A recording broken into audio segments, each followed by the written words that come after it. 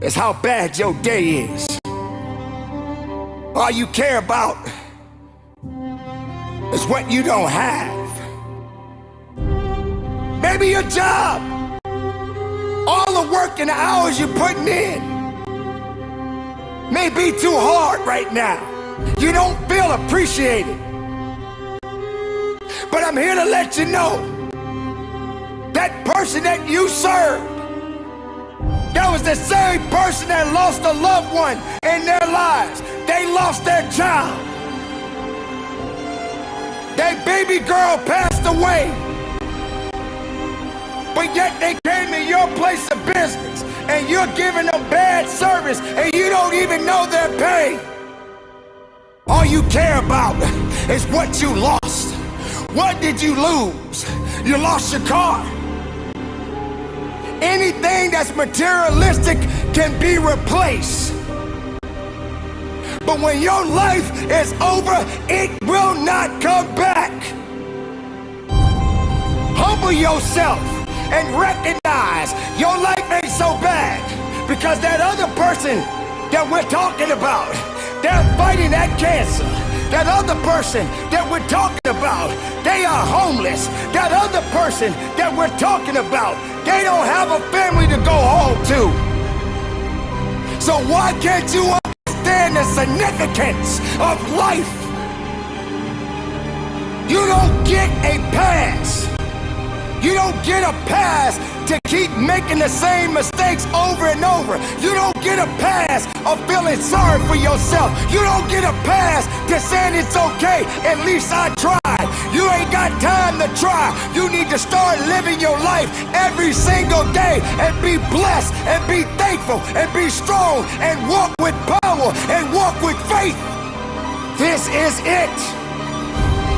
This is the time to recognize your potential, your truth.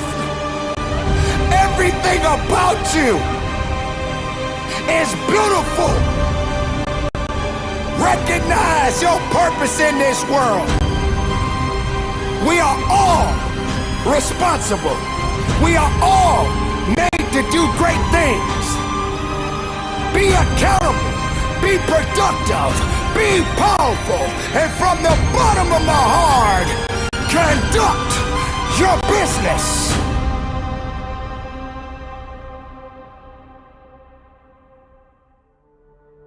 Every man dies.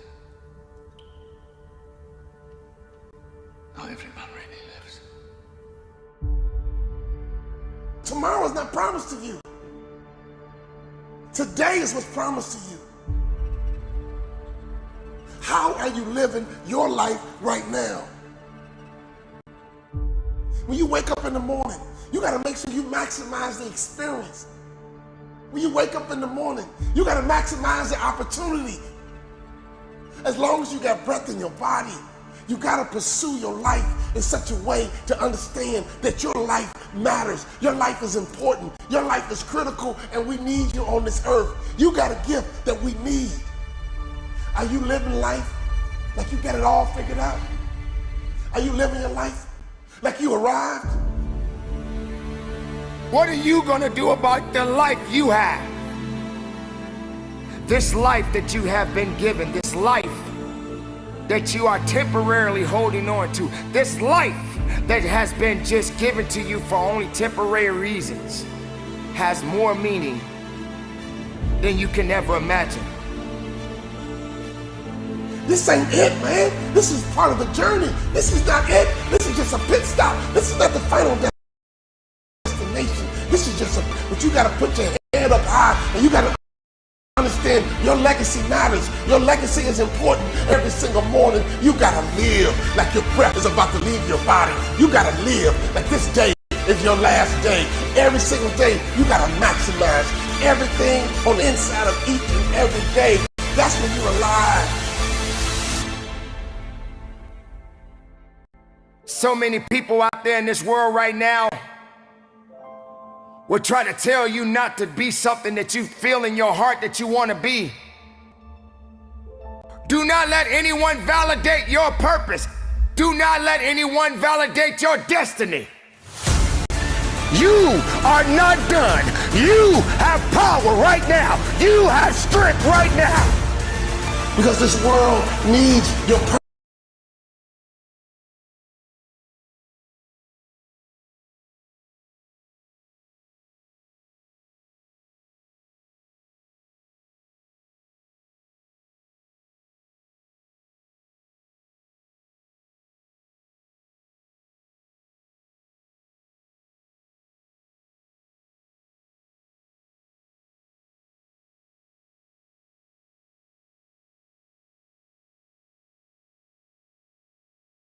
No matter the circumstances, you don't give up on your life. You keep living, you keep fighting. What is your purpose? Why are you here? What are you supposed to do? You know what you're supposed to do. I need you to do it. Your family needs you to do it. Your next generation needs you to do it.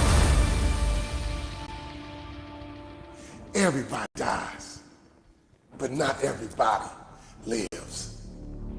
Live, my friend. Live, my friend. Live.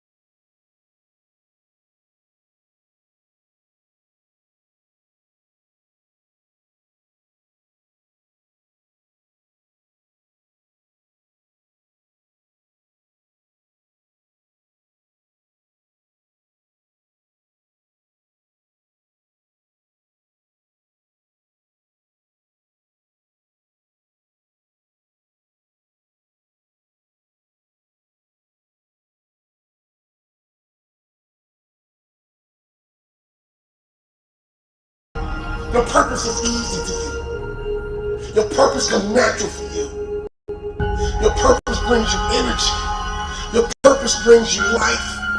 Other people are marveled by your talents and your ability. But you look back at them and you say it's not a big deal because this is just what Y'all ready for this conversation? It's not a big deal because this is my gift. It comes easy to me. Y'all ready for this conversation? Why? Because it's my purpose. Once you discover your purpose, it's your job to live with passion. That's when you're passionate. That's when you're ready to go to that next level. You determine your legacy. It's up to you. Your legacy is in your hands as long as you can breathe. As long as you can. We're going to start this thing in 2 minutes. As you can see. We're going to start this thing in 2 minutes. There's somebody out there right now that is hurting. There's somebody out there right now that is struggling. There's somebody out there right now that's got it a little bit tougher than you do. But you got the right to celebrate the life. No matter if it's good or if it's bad.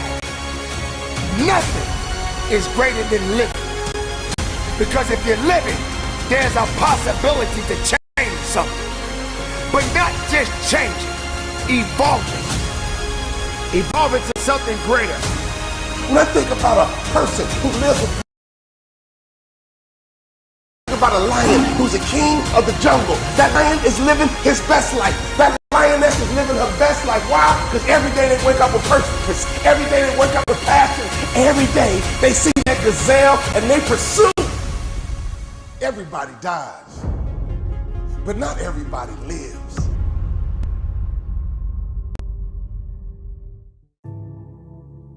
You have to be fearless. You have to be completely fearless and have.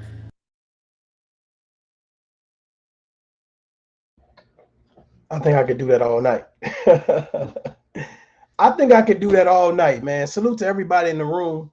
I see y'all in the comment section. I'm about to drop this link in a minute. I wanted to give certain people the opportunity to come and have a conversation with me. I seem to be somewhat of I want to make myself available. You know what I mean? I want to make myself reachable. You know, so I titled this "Pull Up or Shut Up." Don't act like tough love. You can't reach tough love. Come on now. Don't act like you can't reach tough. Tough love is accessible. He is accessible. So I wanted to give people who wanted to talk to tough love a opportunity to come and speak to tough love.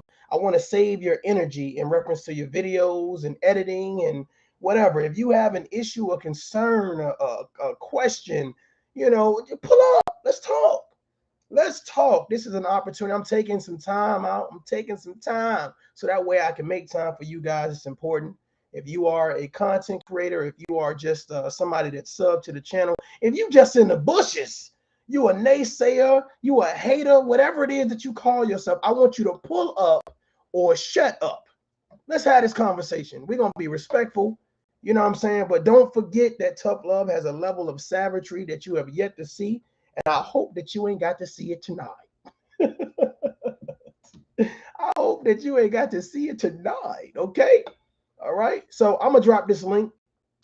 I welcome all to hit the link and have a conversation. But definitely, if you know somebody that says, I got an issue with tough love, I'm about to hold tough love accountable for whatever, hit the link. Let's talk. Let's talk. Let's have this conversation. Let's do it outright. Let's do it out loud. Very important. Very important. Very important, man. I really appreciate you guys. And thank you for the super chats earlier, man. Did y'all see that gas bill? Did y'all see that gas bill? Big pressure. You know what it is. Did you see that $98? Tough love is going to be eating oodles and noodles for the rest of the month, y'all. What y'all know about oodles and noodles? Bruh, that was my food of choice. Inside HBIC, I'm gonna need you to hit this link. You know what I'm saying? When I drop it, I'm gonna need you to hit the link so you can join the conversation. I heard you say you was bored earlier. You can't be bored around here. We're gonna have some fun tonight. I don't know how long I'm gonna be. Probably as long as did I pay my light bill this month? Did I pay my light bill this month? Let me think about it. So if the live cut off, that means tough love did not pay his light bill. He said, you better Uber. You know what's so crazy? I was taking some college courses on public speaking. I wanted to refine my skills. You know what I'm saying? I'm getting ready for the next chapter of my life. And for some reason, my vehicle was something wrong with it or whatever. And I took an Uber. You know what I'm saying? I took an Uber. It was a pretty good experience. You know, I took an Uber for about 2-3 days or whatever. It was an interesting experience because the people that pick you up, you never know who's going to pick you up. So I had this one guy, he was a gay dude, black guy, and he was hitting on me, and I didn't catch the innuendos, y'all. I didn't know the innuendos, and I didn't realize it. So he was like, so can I get your number? I said, sir, excuse me. I'm about to piss somebody off. Please, sir. Please, no, sir. I'm not like that. Do I have something that says I'm a part of it? No, I'm not a part of that, sir. Please don't try to. Please, I like girls. Okay, I like women. Please, okay. You know, but maybe I should have been. Maybe I should have been flattered. Okay, maybe I should have been flattered. I don't know. You know what I'm saying? Maybe I should have been flattered, but I was a little startled. And then I had this one lady. Her goddamn car smelled like cat litter. I don't know, man. I'm like, what does that smell? She's like, oh, I just had my cats in the car. I was like, did they pee in here? Oh my God. But it was storming outside. I was like, man, let me go ahead. You know what I'm saying? It was storming outside. I didn't want to, like, ugh. You never know what you're gonna get. It's like a roll of the dice, you know. But if you are a Lyft or Uber driver or whatever, please clean your car. It's very important. You know what I'm saying? And don't be overly talkative. Sometimes I just want to ride. Like I'm gonna tell you what I used to do, right? I used to put my my earbuds in so that it wouldn't even be on. I just didn't want to talk. I didn't want to conversate. Like I'm here for the ride. I'm not here for the conversation, okay? For real, I used to do that, man. It's crazy. It's crazy. So I'm gonna drop this link for you guys. So that way you could join the panel. Salute. She stole my thunder. That's a name for your ass. That is a name for your ass. She stole my thunder. You know what I'm saying? I see y'all. I see y'all in the building, Miss Carolyn. Miss Ann in the building. HBIC, I see y'all. Refuse to lose, I see you. Let me see if I can scroll up and everybody keep telling me to use StreamYard, but I don't know. I like this other little thing I'm using. You know what I mean? I like this other little thing that I'm using. But yeah, I'm gonna drop this link, man, so we can start this conversation. Hopefully, people pull up so we can have this conversation. You know, people be scared when you give them the opportunity to speak to you. They be a little nervous, y'all. You know, I ain't trying to embarrass nobody, man. I be passive aggressive. You know what I'm saying? I be passive aggressive. I want you to feel empowered. I want you to feel empowered. Oh man, I just posted the wrong thing, y'all. My bad. Let me see something here. Yeah, that's the wrong thing. 2 years ago, promises is all I heard out of your mouth. Trying to post my I don't know why this thing won't let me scroll up, y'all. Let me see if I can do it now. Hold on. I'm about to drop this link. I was doing something earlier and it copied and pasted, I see. Let me see if this will work now. Try to. Okay, that looks like the right thing. I'm about to drop this link for y'all to pull up on me. You know what I'm saying? There you go. There's a link in the chat. If you guys want to pull up and have a conversation, chit chat a little bit, you know what I'm saying? See where things go. Let's see where things go. I'm telling people to pull up or shut up right now.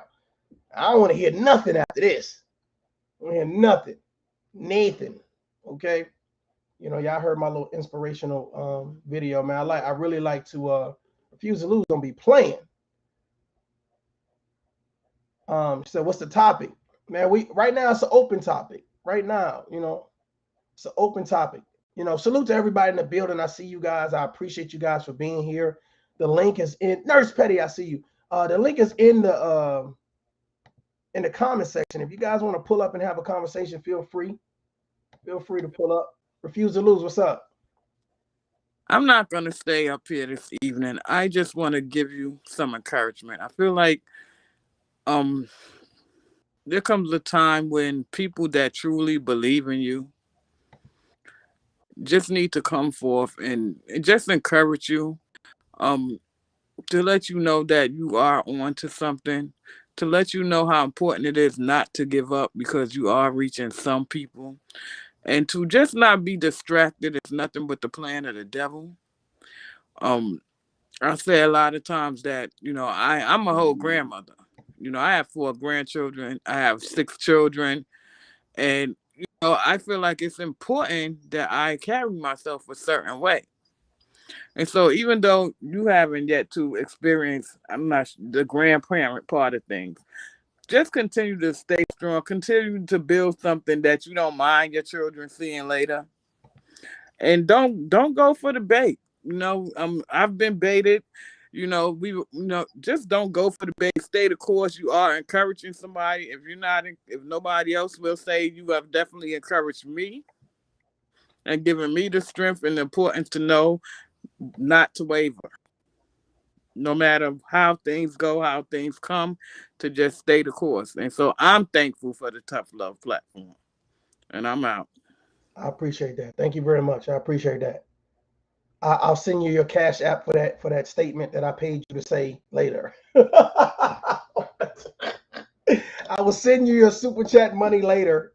Thank you, Refuse to Lose, for reading that script out loud for the for the comments. Thank you very much. I appreciate that. You know what I'm saying?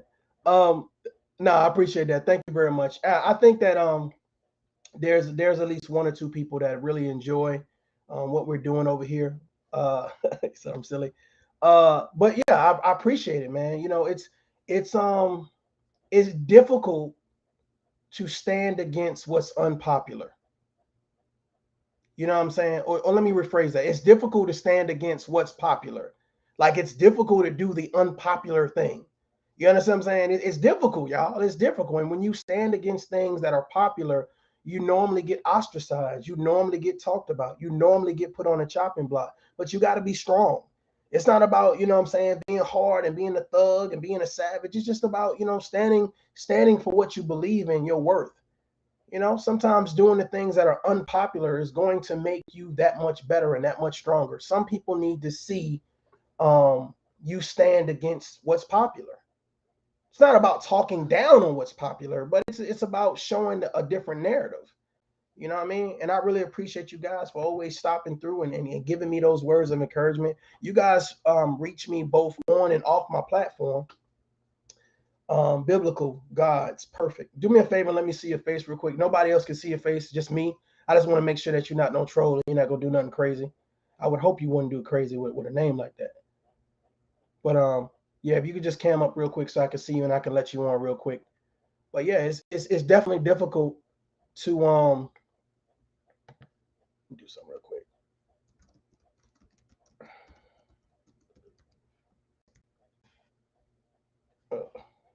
Did that wrong.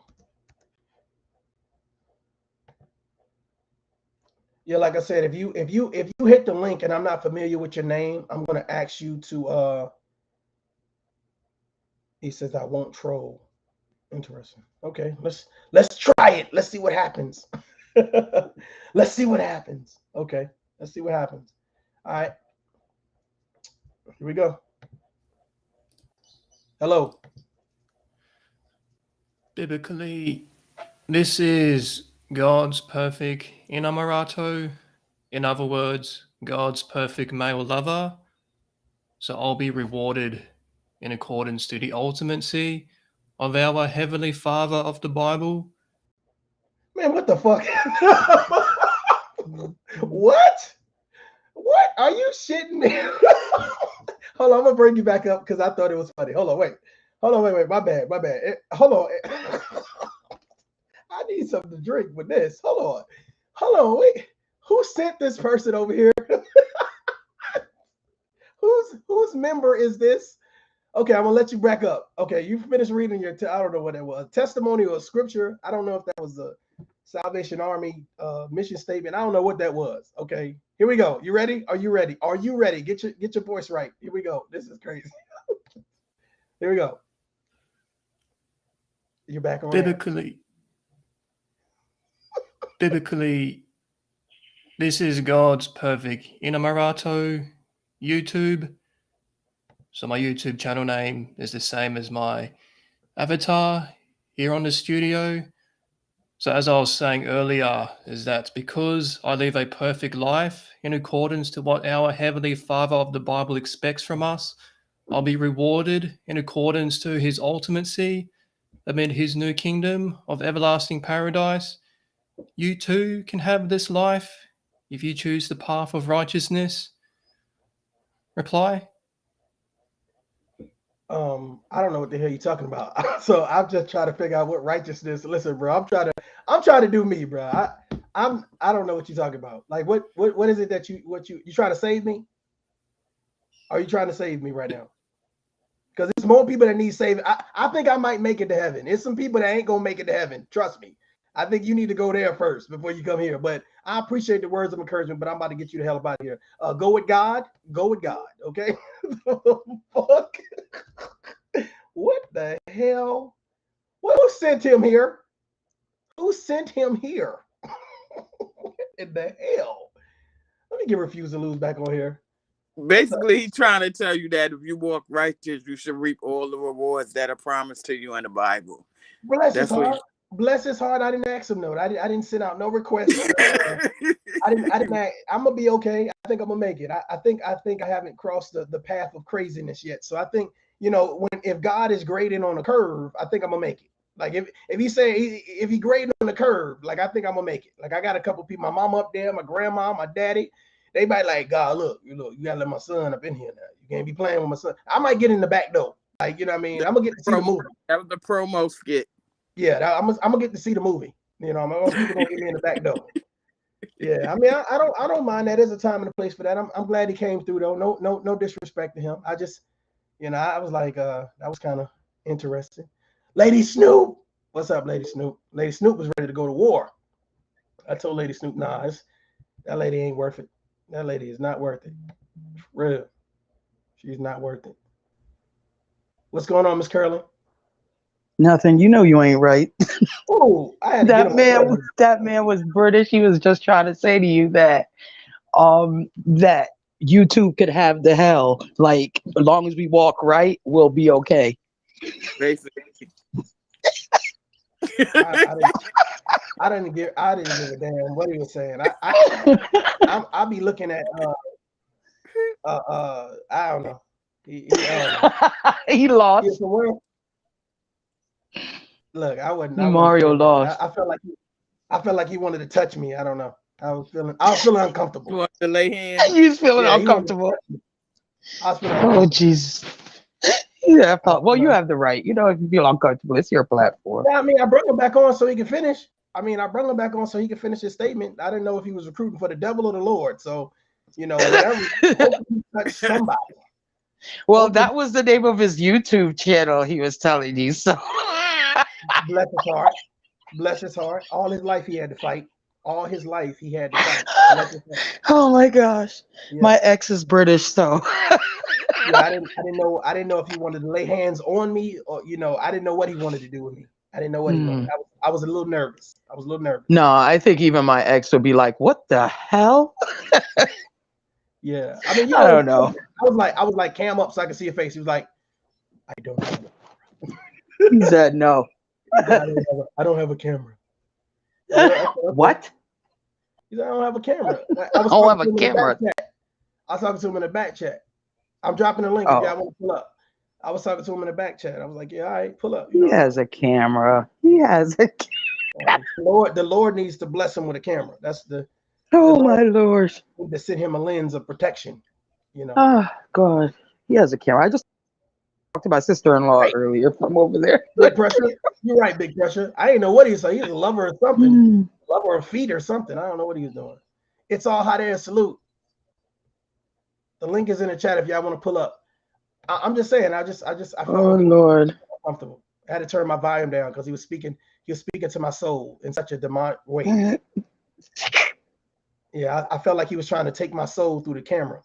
Well, has he ever been on the platform before? No, Tough Love? You know who that dude is?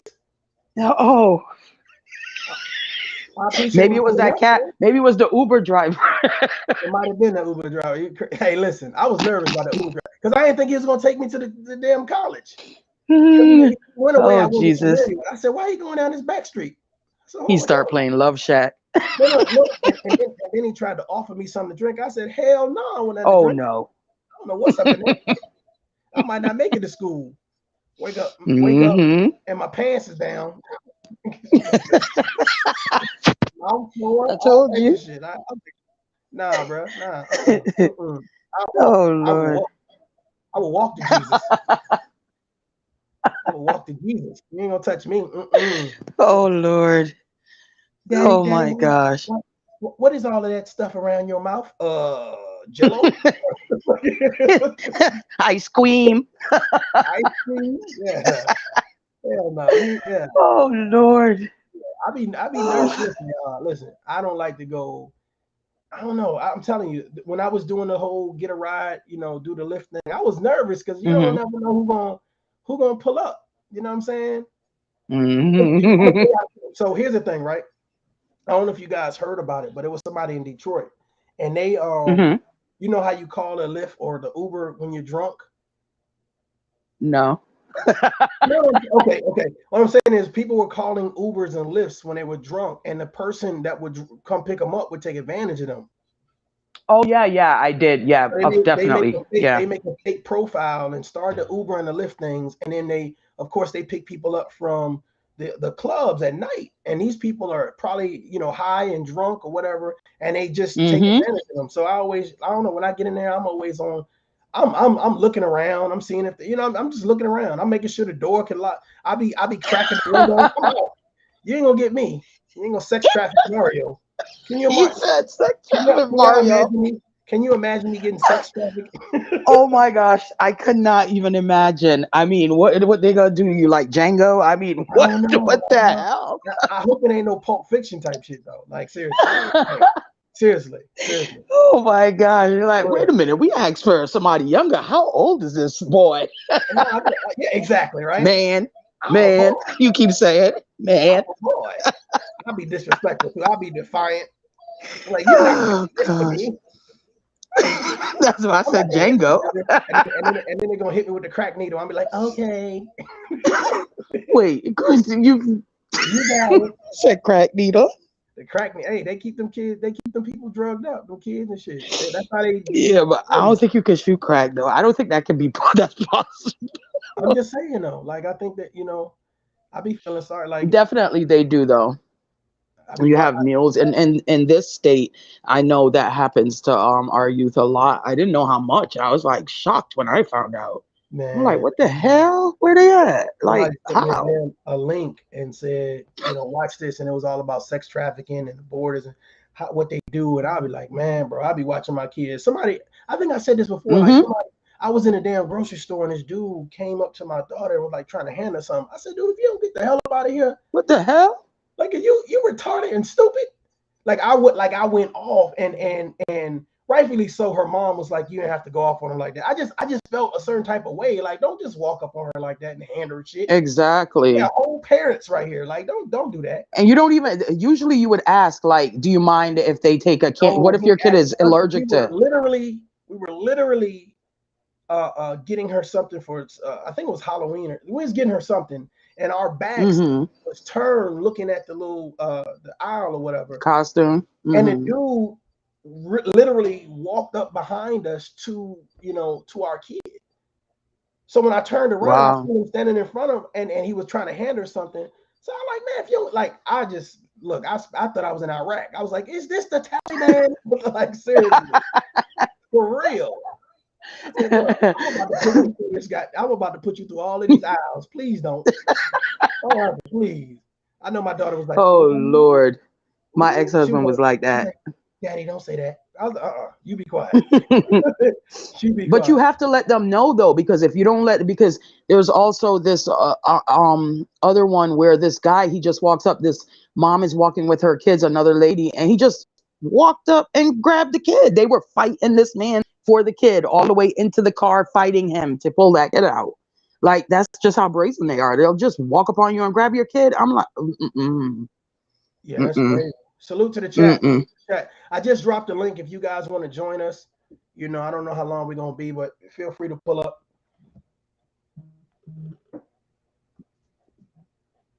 So let's see, which topic you want to start us off, Mario? Whichever topic. Man, I was here for the smoke. I wanted to give people an opportunity to pull up or shut up. Like I was They're not gonna.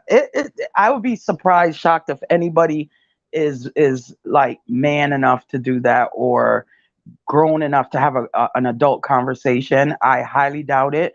So that's why I don't feel they're gonna pull up, because they're gonna feel the only way I think they know how to communicate is by downing somebody and cursing. Because I keep saying I don't know why anybody would bother you. Like why? I don't get that. I don't get it. You're positive, so it's weird. I think it's I think it's an aphrodisiac. It's something different. No, seriously. I think people like to do something that's not normal. You know what I'm saying? Like let me mess with you. It's almost like that bully in school. It's like, you'll find the most nerdy person. You got other bullies in school, you got other people that's willing to fight, you know what I'm saying? But then you'll find the person that don't look like they'll fight back, or right. You know what I'm saying? And I'm just like, I don't know. And I guess in this black in this black sector of YouTube, the way I come across as, well, I'll mess with him because he won't dox my family.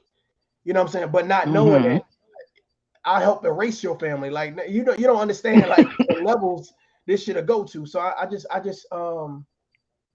try to make myself available so we can have a conversation. Like I don't really. Yeah, some people don't understand, Mario. It's like even with the thing that the live you had, well, the thing you had today about your daughter saying something. That's why I got off. I got off because I didn't want to say anything rude, because I did approach this person. I did say something, and I guess somebody said something to that person, and they made a video in the beginning addressing me.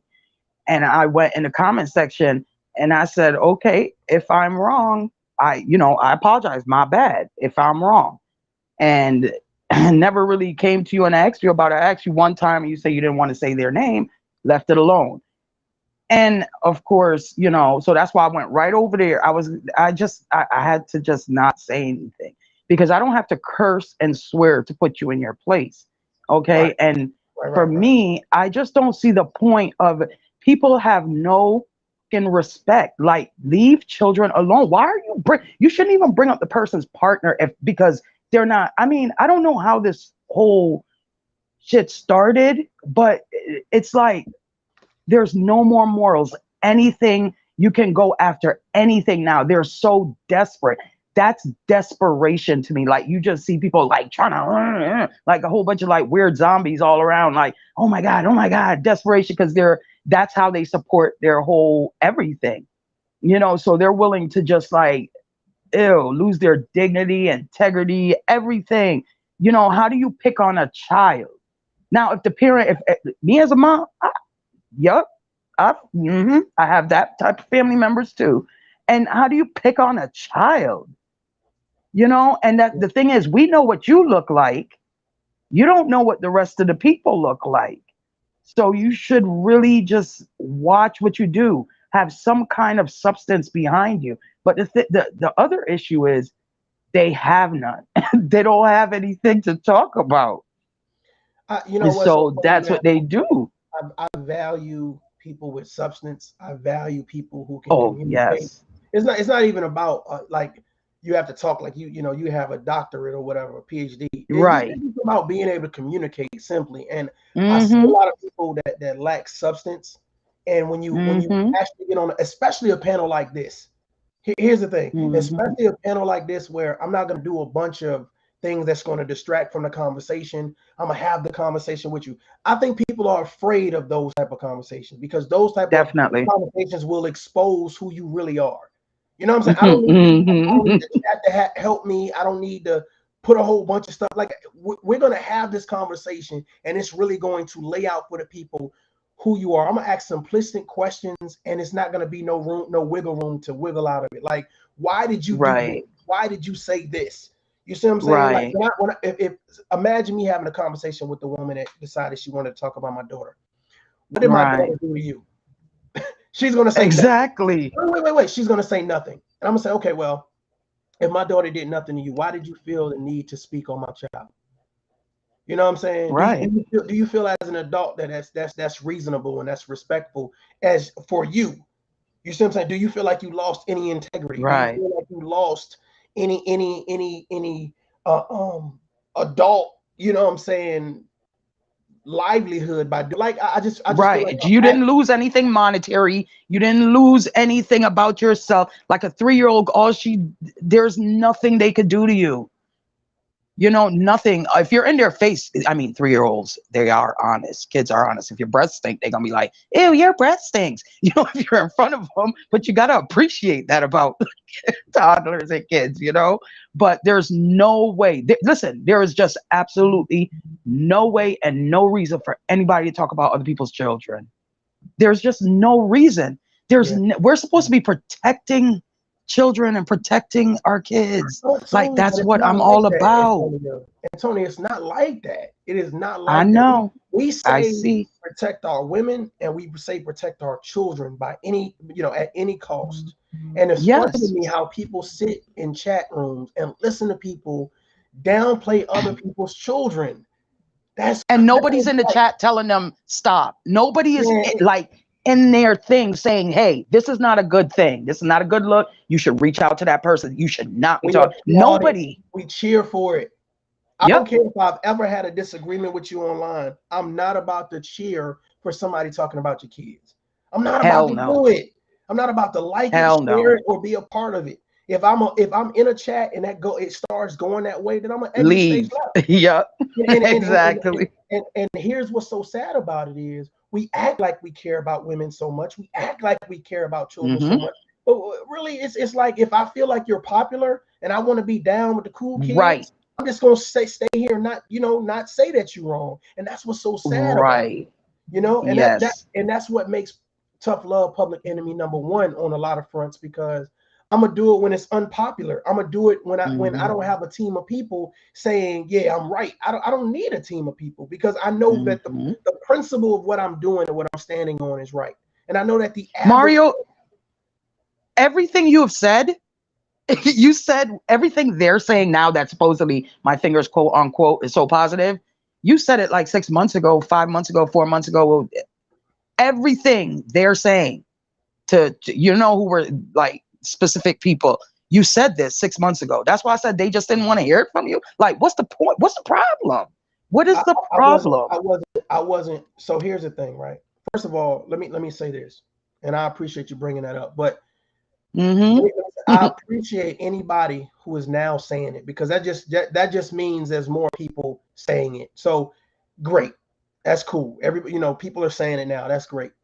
I wish that it would have been a level of understanding when I said it the first time. There would have been a level of appreciation when it was said the first time. But sometimes you have to be the pioneer. Being a pioneer means you're going to get the brunt of the jokes, the disrespect, the discontentment. You're going to get it. So that's why I said it can't be for views.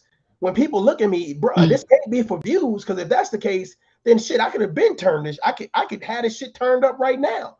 But it's about a bigger picture, and I'm hoping a lot of these content creators, I think, now are seeing a bigger picture, or now it's more reasonable for them to do the things that they do, and where it aligns with what it is that I may, I may have stated or whatever. But I do believe that I've had to kind of reconstruct my delivery a little bit, because when you're not accustomed to certain things, so I'm accustomed to being around other leaders. I'm gonna just be honest with you.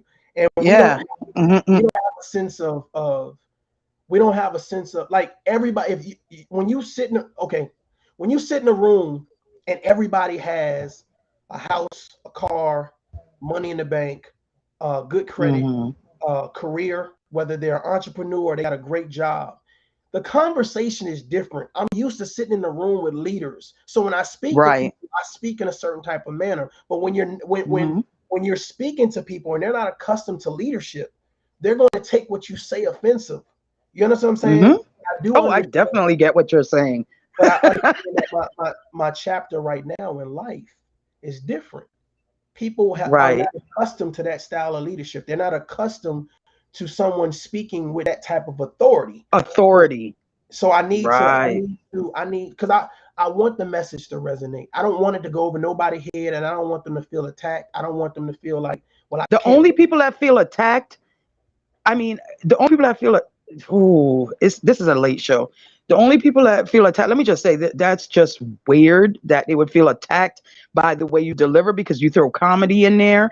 And like you said, you may come across like that. I'm the same way. I'm a female version of that. A lot of people mistake the way I come across, because I'm confident and I'm used to doing this as, oh, you're such a, what did they say? Manly woman or whatever, what they say? Something like that. Like, what is that? Male energy or whatever? Well, a lot of the times the job I do or what I do is mostly males, there. If I go in there and be like, hey guys, well, would you like to, nobody's going to hear me. And then they'll be thinking about a sleepover. I'm not there for that. So when I go, like I said, I always say command respect. I don't demand it. I command it, because guess what? I'm going to respect you back. I'm going to come in where there's no reason for you to ever disrespect me. And you're not going to do it, because people will try you. And it comes a point, like my family says, it comes a point when you got to put that foot down and say, listen, shut the fuck up. I'm standing here, and that's that. Don't do this shit again, and that's it. And you move, and I move on. I could care less. But for that, what I got to get done. But I'm not always like this. But yes, when you're a speaker or you're anything like what you do and being in the military, you're going to have that voice that projects. That's confidence. It's not conceit.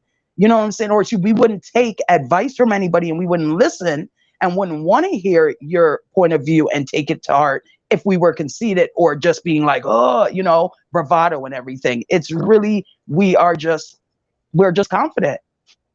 What's so, Andrea, what's going on? Hey, what's going on? Hi, Andrea. Hey, how y'all doing tonight? Now, what's going on? I pulled up because I want to know what's going on. Oh, we're just talking. Nothing going on. We just I'm just giving people the opportunity to come have a conversation with me. That's all. Okay. Well, who's talking about your baby? I'm just trying to figure that out. What's going on down here? I'm not even gonna say the lady name, but I addressed her. She know what it is. I'm not, you know what I'm saying? I don't children will be off limits. What's he doing? Got no respect. Yeah. Yep. But I addressed it in my live or whatever. So I mean, again, the link is available. I'm sure she's in the bushes, but she can pull up. I think what it is, I'm gonna be honest with you. Now she kind of feels embarrassed because of how I explained it earlier. Did you embarrass her? No, I didn't say her name. I didn't call her out her name. I didn't talk about her children, none of that. But it's embarrassing. See, here's the thing. When you can articulate yourself to the point where it doesn't have to go there, it don't have to escalate there, but explain your concern and explain why what you did was so alarming as an adult. My children, child, you know what I'm saying? They didn't do anything to you. They don't know you. You know what I'm saying? You don't know me personally. So if I never went personally with you, don't go personally with me. And the fact that you did for views and trying to win favor of a popular YouTuber saying, and a lot of these guys who do videos, like disrespectful videos towards me or about me, it's always, I'm gonna tag this guy or this woman to win favor with them. So I don't have respect.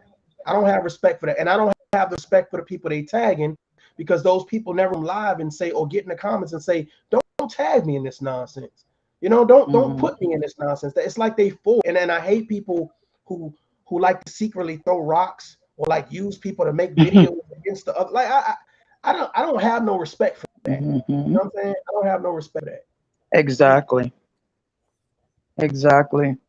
And everybody knows who they are. And that's why you'll, hear a little sneak diss in there the next next week. We'll hear a sneak diss every now and then and something. And I get it. I get it. Their feelings are hurt. The thing is, he's trying to be positive. He's trying to help somebody. He's trying to build people, and then they still talk about people. This kind of shit. This makes me upset. This is the bullshit I don't like. I think it's.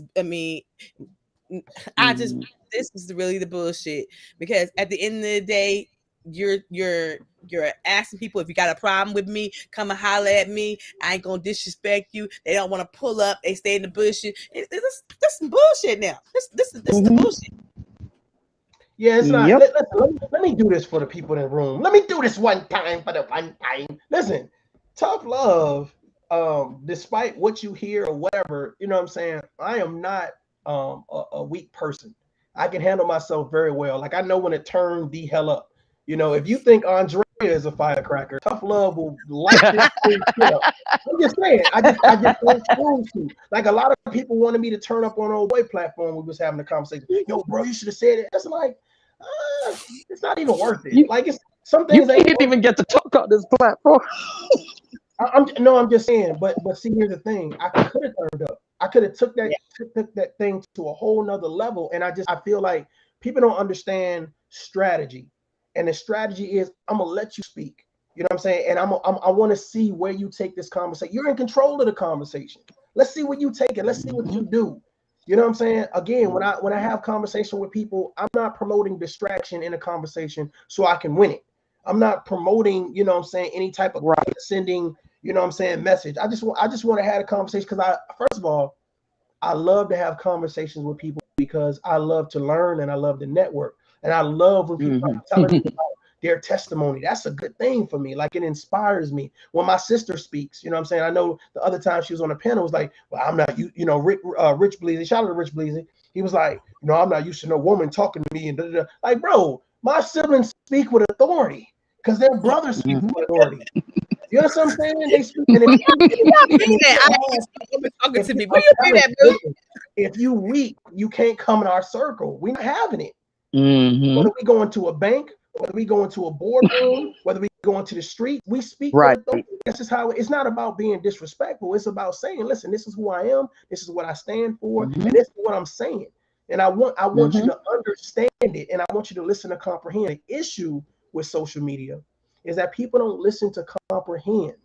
You know, I know when Andrea speaks, she speaks with a passion and it comes from a good place. Mm-hmm. So I sometimes be like, yeah, okay. You know what I'm saying? But a lot of people be like, you know, but here's the issue though. When people speak with passion, give them room to exercise their passion, but know how to interject. It's like, okay, cool, let me interject now. You know what I'm saying? Let her get her passion. It's not because she's angry. It's not because she's mad. It's because she speaks with passion. I speak with passion, but you got to understand, I sat in a room with generals. I'm briefing generals. You know, I'm briefing generals of whatever this game plan going to be for these soldiers to go back and forth to Iraq. And right. You can't listen. You can't be like, yo, dog, we don't get these motherfucking soldiers out there playing, son. You know what I'm saying? We don't get these soldiers on these planes, son. And after that, you know what I'm saying? We just gonna go there and shoot a bunch of people and then you can't talk like that. You can't. They're gonna be like, well, who the fuck? Who is this guy? Get this guy out of here. Get him out of here. Oh gosh. I've learned to talk with patience and listen to people and examine people and analyze people. And a lot of these guys, I'm gonna be honest with you, man, they, like I said before, they just don't have the resume for me to go back and forth with them. They don't have a resume because I see what they're doing. It's like the lady that was speaking about my kid. Like our resume don't add up. Your resume don't add up to my baby sister resume. Like it's like, come on, man. You gonna pick what you're gonna do is piss one of my family members off. That's what you're gonna do. That's why I'm not saying your name for your safety, because you're gonna piss my family members off who's still about that action. You know what I mean? They still about exactly. They're not gonna make no videos. They just gonna. Listen on our mother. They about that action, and they're not gonna make no videos. I'm telling you. Right. So I mean, that's why. And that's the thing that people don't understand, and they think that it's just like we could reference the Will Smith slap.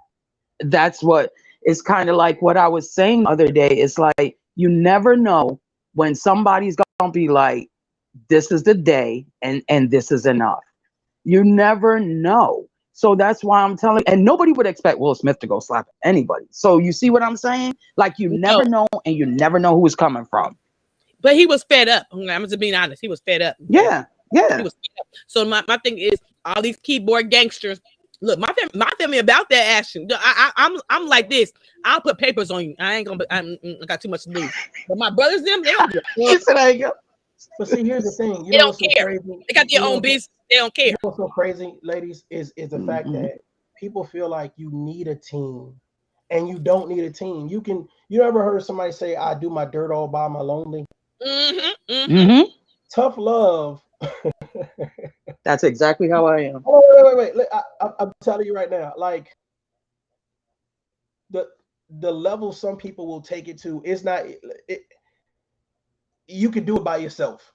You understand what I'm saying? You could do it by yourself. Like, you ever heard of a one-man army? You could do it by yourself. It's not about getting a bunch of people. And I feel like some people feel like, I have the safety behind this keyboard. I have the safety behind, the laptop or cell phone. And I can say what I want. I have the freedom to just do what I want. And I'm telling you right now, you don't know when someone has reached their breaking point. You don't know if tough love is I just got evicted. You don't know if I just lost my car. I ain't got $0. I just lost my key. Like, you don't know somebody's mentality. But the thing about it is, people willingly put themselves in harm's way. That's what I see from videos. Yeah. They willingly put themselves in harm's way to test people's, forget their gangster. you test people's motivation and livelihood for life. Like, how much do you really love? Let me be real. I'm about to piss some people off. You test people's motivation for life. How much do you really love your child? Right. If you really loved your child, what are you willing to do? You understand? I know me. when I see videos talking about people's children and their parents and blah, blah, blah, it's almost like you're testing them and asking them the question, what are you willing to do about it? Mm-hmm.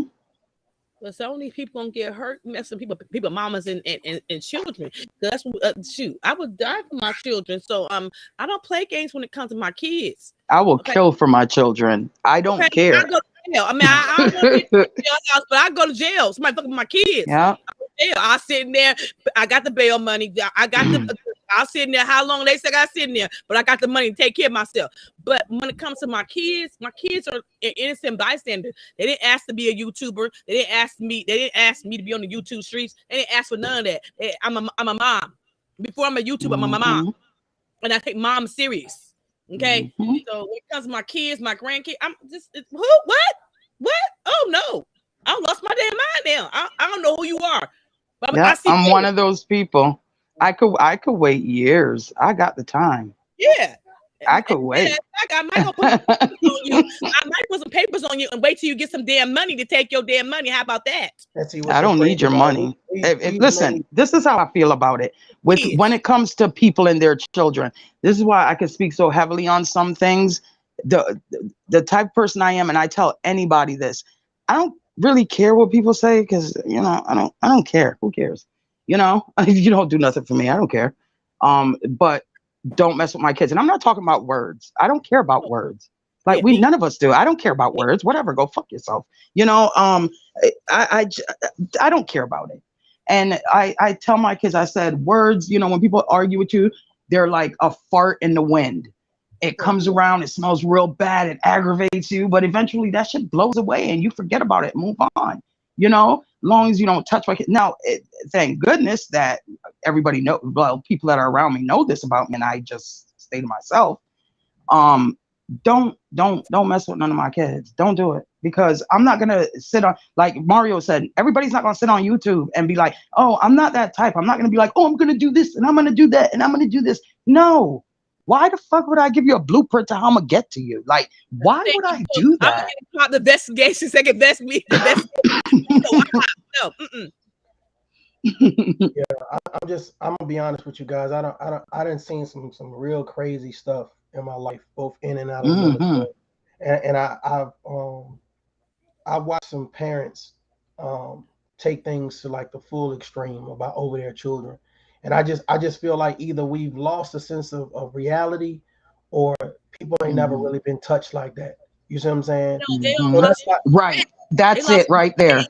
I think to me, this generation, I don't know about this generation, but I'm gonna be 48 come January again. Okay. We have respect for the children and the women. They don't now. But do you notice it's the older people that are not having the respect? I think it's the older people. It's the older people. It's the young people. It's the middle. It's the middle people. Listen, it's everyone. It's the middle one. It's everyone. I've noticed it's the older people that their kids and their generation. Like, I watch certain people and they all kind of act like the same. I have watched an older man who's in his 60s call women out their name and children out their name, and then he wants somebody to respect his ass because he in his 60s. I'm not. That's what I'm not gonna do, because men in your 60s don't call women out their name. Don't call them the B word. Don't call them little heifers.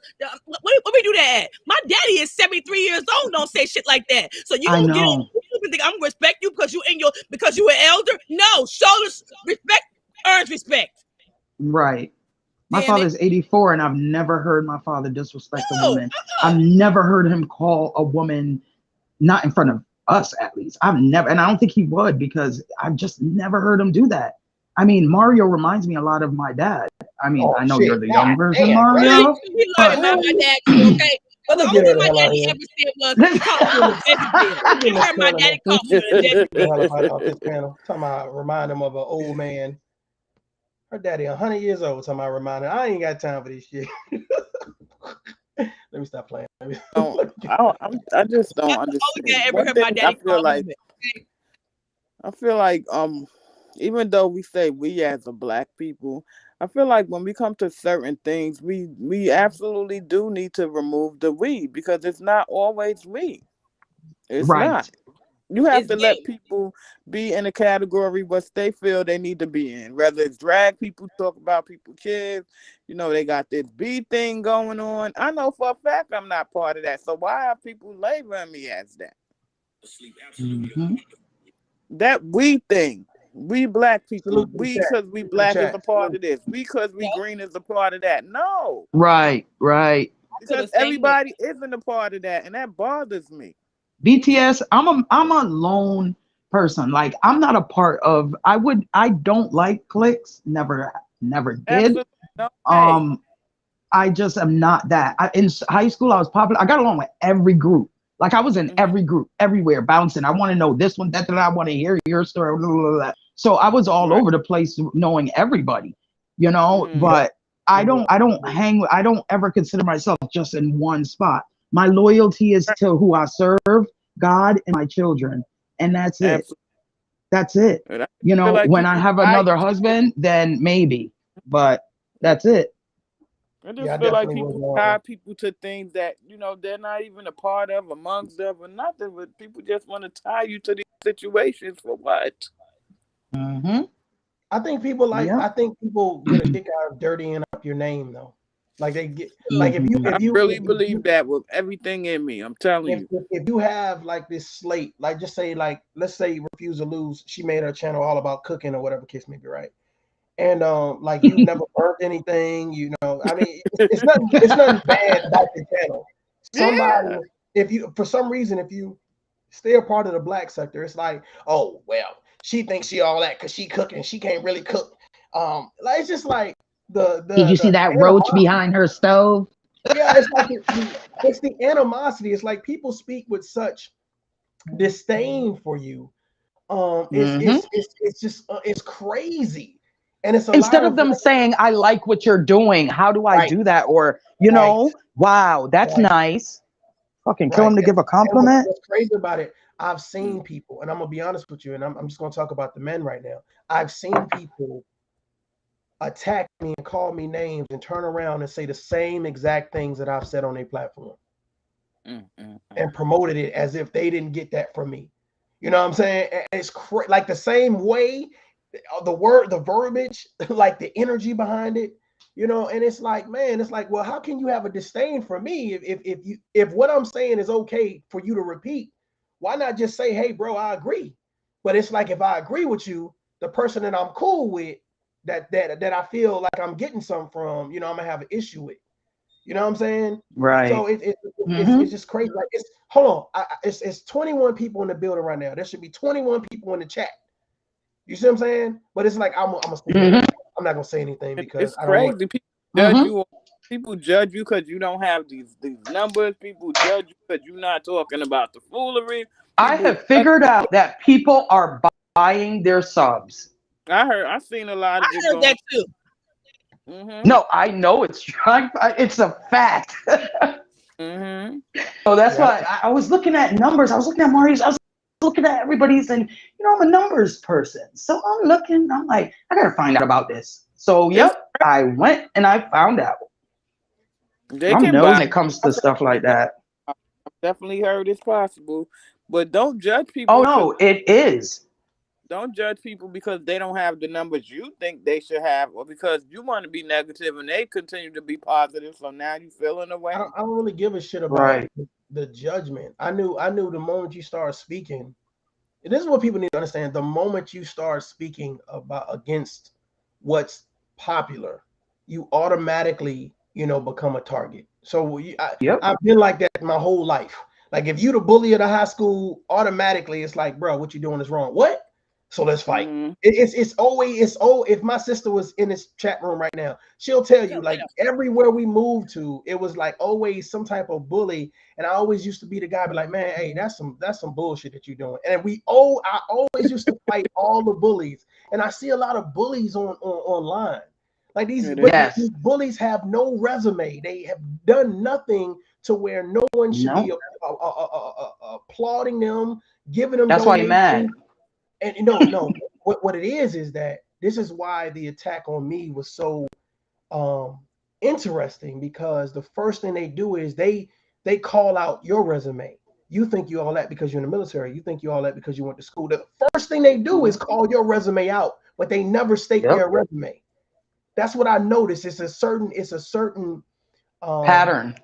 It's a pattern, but it's a certain level of consistency with the verbiage, like the way they attack you. You know, you think you're better. You know what I'm saying? And nowhere in my videos does it say I'm better than anyone. Did you ever say that? Man or woman that speaks like that, automatically you put yourself beneath the person that you feel have more accomplishments than you. Instead of talking about your accomplishments and being proud of those, you don't have to be in the military to be successful. You don't have to go to college to be successful. Whatever you've done to reach or move through your trials and tribulations, kudos to you.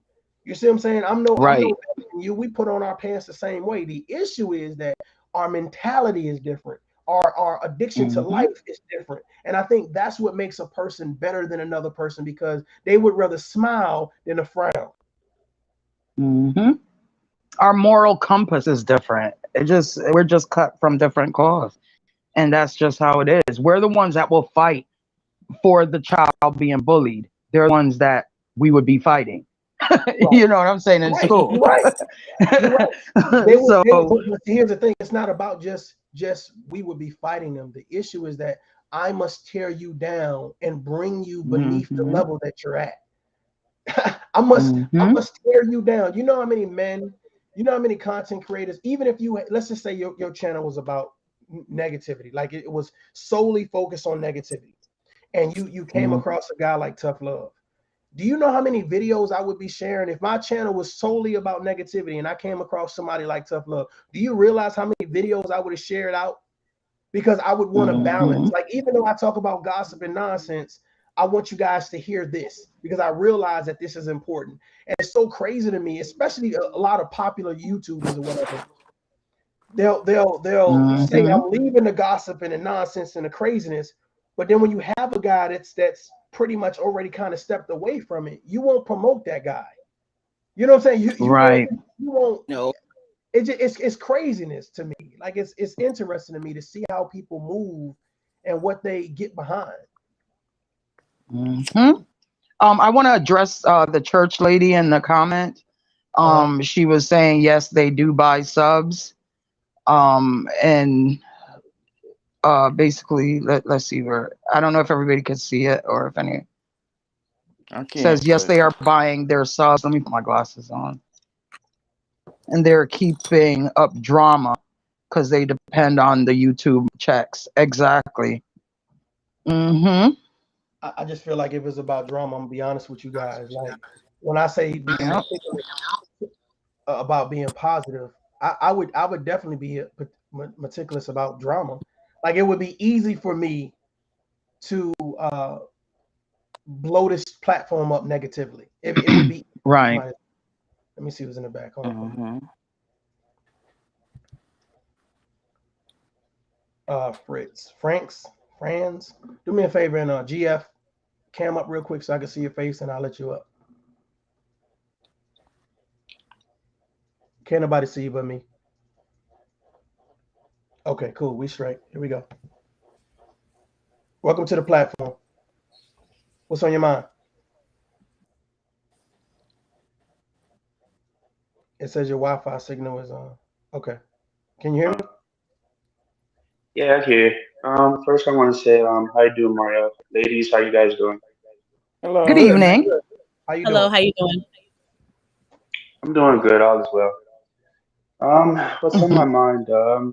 I've been watching your videos since last year. The first video I see that you were calling out one of the content creators, which I don't want to say their names, but I pretty much know where you get the idea. And I remember this quote when you said, "When people talk so much, they tell on themselves," and it's very true, you know. And it's very sad that they always have something to talk about, and they don't have any solution to fix it. The only their solutions that they can use is like leave them, leave your husband, leave your wife, or do this or do anything, but you just can't have a table talk. So when you, the more you like look at them, their lives, and they don't explain their life situation, it's tell you they're hiding something from you. They don't want to tell you because they tell you, you're not going to get as much view or subscribers and they're going to make money. So they always have drama, drama, drama to the point that you'll have a headache and to the point that you're going to lose touch of reality, you'll lose yourself. So the people who say these kind of things is to show you you could tell they're single, and even if they're married, but their marriage is toxic or their relationship is toxic, and to the point that they know they're gonna break up. One thing I learned about this quote, one thing I learned about this, I used to watch this anime, right? And just listen to me one thing I want to say. This anime that I used to watch, it was this young man who being a young boy being a superhero trying to take this guy's mantle, but he was on a date and he has a life. But this man who used to be a superhero is now alone. Everything that he has done, everything success, he's now all alone. And he's trying to get him to do things, but instead he doesn't want to have a life. And then what it really struck me, what this young man said to this old guy, which triggered him, he says, I know what it is now. You're just tired of seeing someone having a life.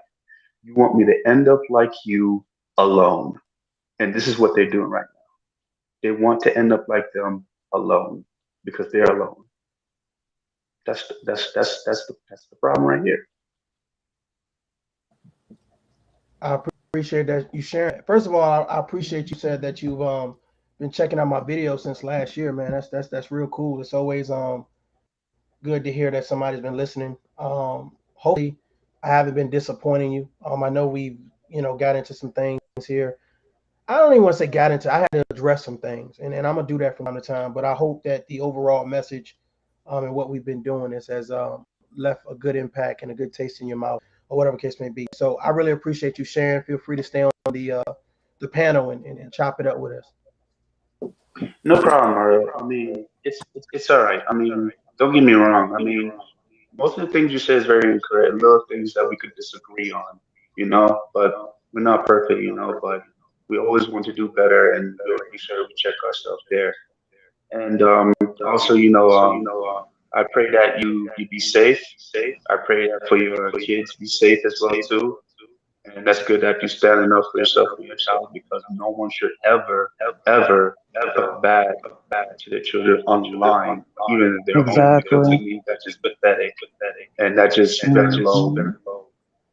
And Yes. no one has that right because when they do that, they show you that they don't have anything intelligent to say to you or not.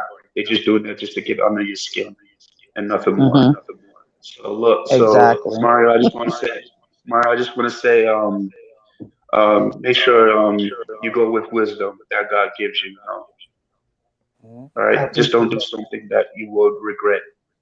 All right, I your family appreciate needs you, and the lady that's in the chat, your family needs you. Don't do anything that you will regret. Just be wise. You know. So that's all I want to say to you brothers. God Definitely. bless you. I Thank appreciate you. that. Oh, Thank you very thank much. you. Thank you. Yeah. Yeah. Thank Yeah, you. like I keep saying that, we're all in, well, everybody's in their like mid 40s to 50s. And I make this joke all the time. I'm like, all these men saying they're going to pull up and they're going to, if any one of us fall, the knees are done right now. Like any of them, You know what especially I'm saying? because they drink so much alcohol, they smoke so much, they can't hardly breathe most of the, I'm like, Thank you. yo, Thank you. you just walking right there and you're like like if I just did an hour workout in my room, like, you know what I'm saying, and you Hell just yeah. sped it up in the last part like, oh, and you're like, yeah, but they're like and all they do is sitting in the chair leaning back. Like, you cannot live your life on like bottles of liquor every day, whole bunch of smoke. Whether it's the, I forget what that thing is called. They're always hookah, weed, or Thank anything, you. cigarettes. I smoke cigarettes. I smoke pot. And it's not medicinal, but this is a free to smoke state. But I'm not gonna overdo it. I believe anything in moderation. It's like if I want to go have a piece of cake, I don't really like that. But if I want to have something sweet and say I was the type that like it, if I have a slice, it's not gonna kill me. But if I eat the whole fucking cake, I'll probably get heart disease. If I keep doing that, so like everything in moderation. So you don't have to go your whole life without doing something, but in moderation. And also feeding the soul is the same thing. And I just feel a lot of these people lack. So I don't know. G. France, when he's right. They're lonely. They've got to be lonely. Like, and if you're married and your mate goes by, your husband or wife, and they hear you online, just like, or open and they see all what you're typing, like, oh, this person, like, who would want to be married to somebody? Like, wouldn't you just look at them and just like kick them out the bed? Like, what the, like, what the hell? How could you lay next to the person and look at them and be like, ooh, that's mine? Ugh, Mm-mm. And I feel like this, like, I'll be 50 this year. And I just feel like whatever I didn't get to do as far as nonsense wise, I'm certainly not gonna be doing it now. You feel me? Now. I'm just not. If I didn't get to drag somebody on YouTube, or they didn't drag me, or whatever the case, I'm not gonna put myself in those situations. Though it's been done, even though I wasn't. I'm okay with it. I just stand down because, again, I have my mother, my grandchildren, my kids. They watch my page. Plus, nobody's So that why would I important be to me. wanting to show them certain things? That's crazy. None of them are important. Nobody's important enough for me to waste my breath on It you. doesn't make you Like, I'm not scared. getting It paid doesn't for it. mean right. It I doesn't don't mean you care. scared of nobody. It just means you No, know not better. at You do all. better. Exactly. Like, why am I gonna waste my breath with you? Like, I usually, like, most of the time people do, I just usually smile and laugh at them and walk away. Like, I don't really have time for you, and it usually upsets people more when I do that. As long as you don't put your hands on me, we good. We're good. And if Right. somebody, and usually that would be like, honestly, white women who do that to me. I don't know what's up with white women in their mid-50s and me, but they just don't like me. I don't know what it is, but I just find they just don't like me, and they will have they will have some smart shit to say, and believe me, I have like a million things I could say about them, because by the time I look at somebody, I see all of you in your ears. I see everything in like seconds, because that's how I'm trained. That's how I I can am. read So too. Yeah. I could say a lot of things about you that will really hurt you. But why? Why? Like, so why? I mean, I'm just gonna feel bad after, like, wow, I shouldn't have maybe said that to her, because I'm gonna hurt you. It's hurtful. And I think that's feeling bad. I don't know what that is. Something. I think Mr. Skinny started that. I'm a chaplain in the military. What you I said? think Skinny started that, man. Did he start the I'm a chaplain in the military? Yes, he did. He's online preaching. He probably was a chaplain. He didn't say he probably was. He said, we found out that all he is a chaplain. I'm like, listen to this motherfucker lie. I'm like, listen to him just sit there with a bold face, lie, and a cough afterwards. Hey, Can't Skinny, even breathe. You're a funny dude, man. You're a funny dude. I'm gonna have to talk to Skinny one day. I'm like, man, you think I was a chaplain, dude? No, I wasn't no chaplain. Yep. Chaplain. But I mean, shit, that would explain the need to want to help people. I mean, maybe, I don't know, but You ain't no damn chaplain. yeah, it's funny. Oh, the chaplain over that liquor. No, that's weird. That's crazy. I think he's like your age too, Mario. No, Skinny looking older like all of 75. Skinny is older. For real. I think he's 50 something. She did say over 70. He does. No, I think he said the other. I'm check it. Which does anybody know his age? Because I'm almost sure. I was like, what the fuck? I think he's 50 something. You sure?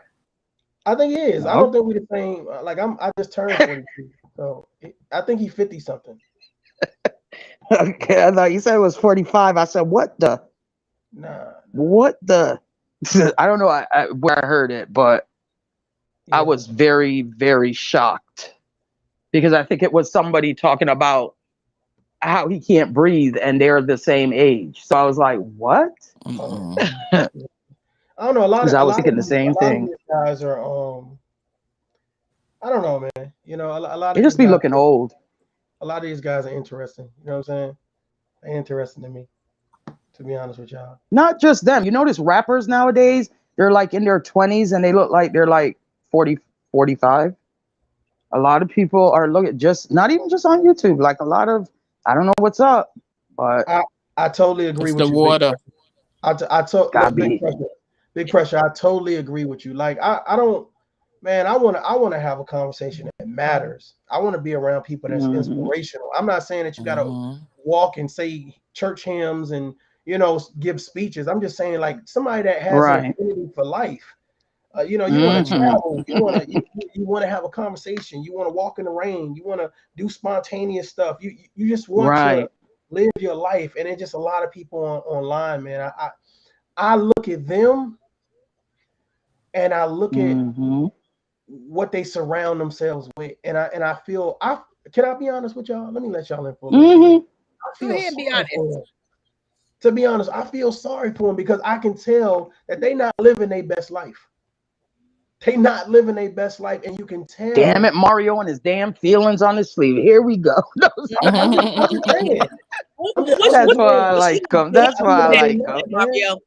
Mario, what you gonna do to help them live their best life? Because Mike say, are you gonna be a part of the problem or you be a part of the solution? I think we all. I'm gonna be honest with you. I think we all are a part of the solution. I think for the people that's hiding in the bushes, the people that watch the replay, I think what they do is they take something from somebody from this platform and say that inspired me to go do something. Like I heard him say something about life insurance. I heard her say something about love languages. I heard her say something about investing in yourself. I heard her say something about a passport. So it's a lot of great conversations that you guys don't understand, that people are taking notes. They taking notes. You know what I'm saying? You guys are giving testimonies on how you overcame X, Y, and Z. Talked about foster homes. All of this conversation that a lot of people don't have on their platform. So when you got a platform like that, you can't help but have an infinity for life after that. You see what I'm saying? It's contagious. And gain some inspiration. Yeah. What if they don't have no what's the word I'm looking for? What if they testimony? No testimony. What if they I almost died a couple weeks ago. So I'm loving life. I've got the music playing, everything, but I had to check my own self because I was letting shit go, not paying attention. So I'm seeing what if somebody ain't had that moment and say, look, you gonna get yourself together, or you might not even be here. So I had that wake up call.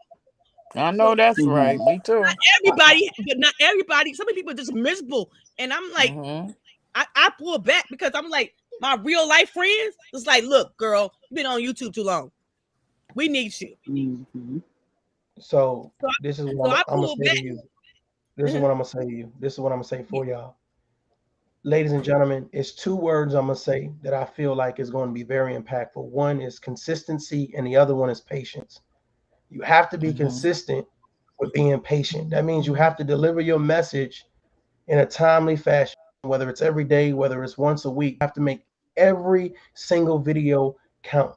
If my message is to say, man, be better for ourselves, for our loved ones, for our community, then it has to be something throughout that message. It can't just be one damn jewel that I drop out of a 100 fucking minute live and I say one positive thing. No, I don't want you to look for it. I want you to get everything.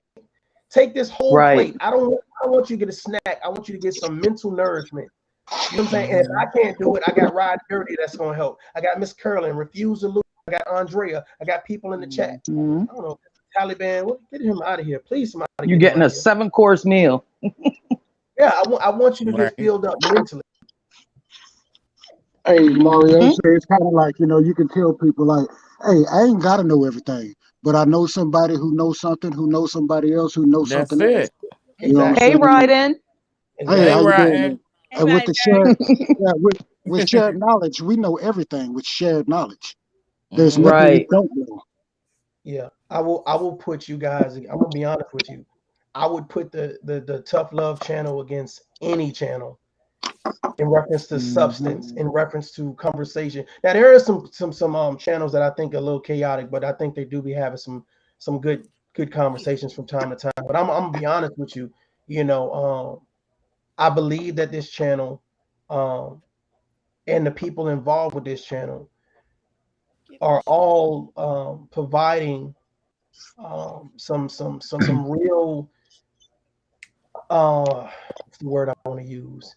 Some real value, some real value to people. And I'm telling you, it's so many people that hit me up behind the scenes and say, man, listen, I listened to something that you said, or I listened to somebody that was on your platform, because it's real topics, man. And it's crazy because me and Riding Dirty, it's not a man versus woman type situation. It's not us cursing each other out, downing each other, or let me talk about it's us sharing knowledge, it's us sharing experience. And when you have that type of platform, you can't help but get value, you know?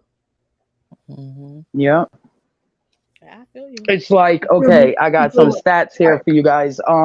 It's like when we have this whole thing that goes on about positivity in the Black community. Let me just say the Black community for now, because we're in this, talking about this, not.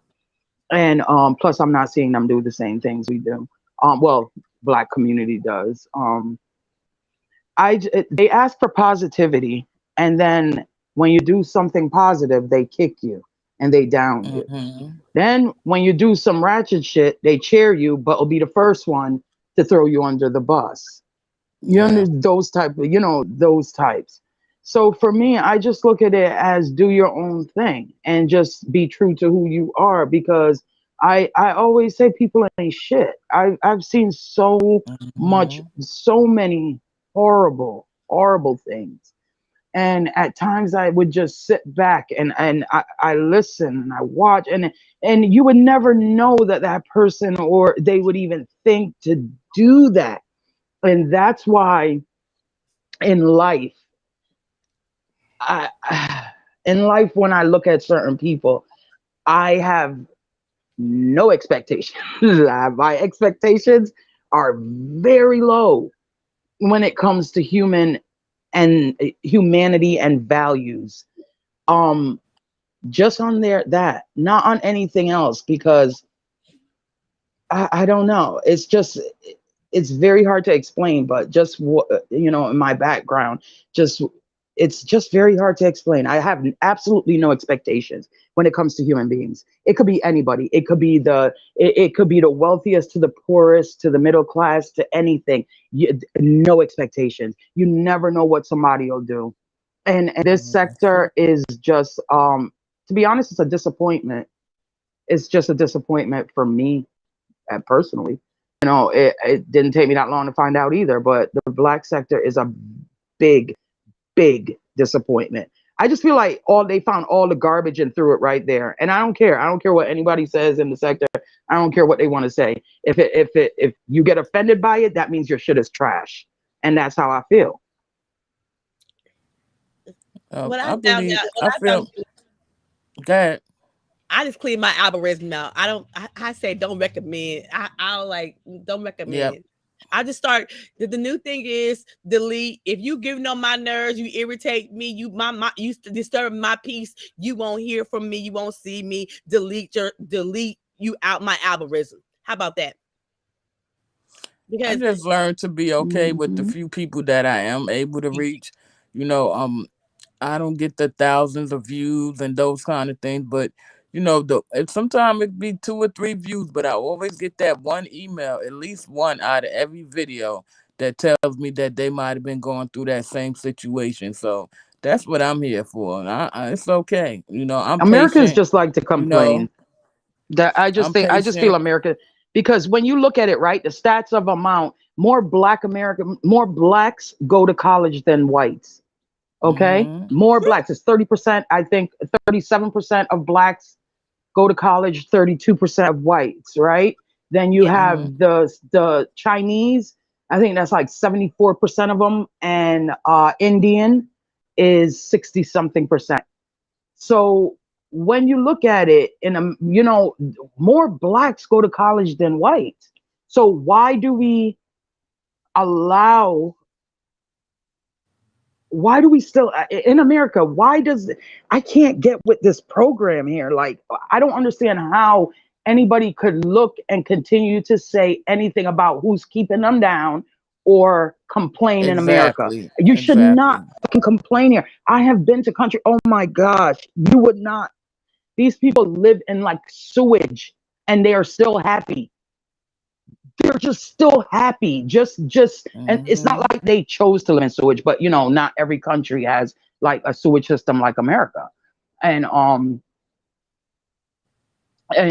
they are still happy swimming in shit. And But you know what? A lot of Americans times when complain. people aren't happy, they use these different techniques and stuff to try to, force other people to be unhappy. Oh, they not gonna come for me, but I'm gonna still make them miserable. They know I'm talking about them. But you know what I mean? Like, it's just, if you unhappy, take your time and go in your corner and pray about it. Like, don't force that on nobody else. You're right. Keep your unhappy ass over there. But I can't deal with that. I love laughter. America, we're spoiled. I'm gonna be honest. As I'm Mhm. spoiled, yeah, right. I'm spoiled. I like a certain thing, certain way. Yes. So it's I think American kids, my kid, I think I'm spoiled. I didn't. I didn't. I live in the suburbs. I'm a little spoiled. I'm a little bougie. Yes, I like to fly a different way. Yeah, I'm a little spoiled. So, but if you hang out with negative people and you watch negative shit, all like Tough Love That's always said, real. it's balance. He said it's It's balance. real. And I was thought about what he said. I told my friends, I said, you know what? You're right. I've been on YouTube too long, so I'm gonna start making y'all a priority in my life. Hey, what's going on? Let's go to lunch. Let's kick it. Take the kids to the park.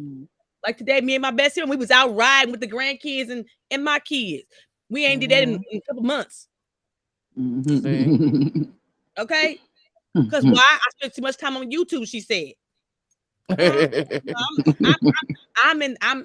living life. And Gotta get back into reality. Yeah. Yeah.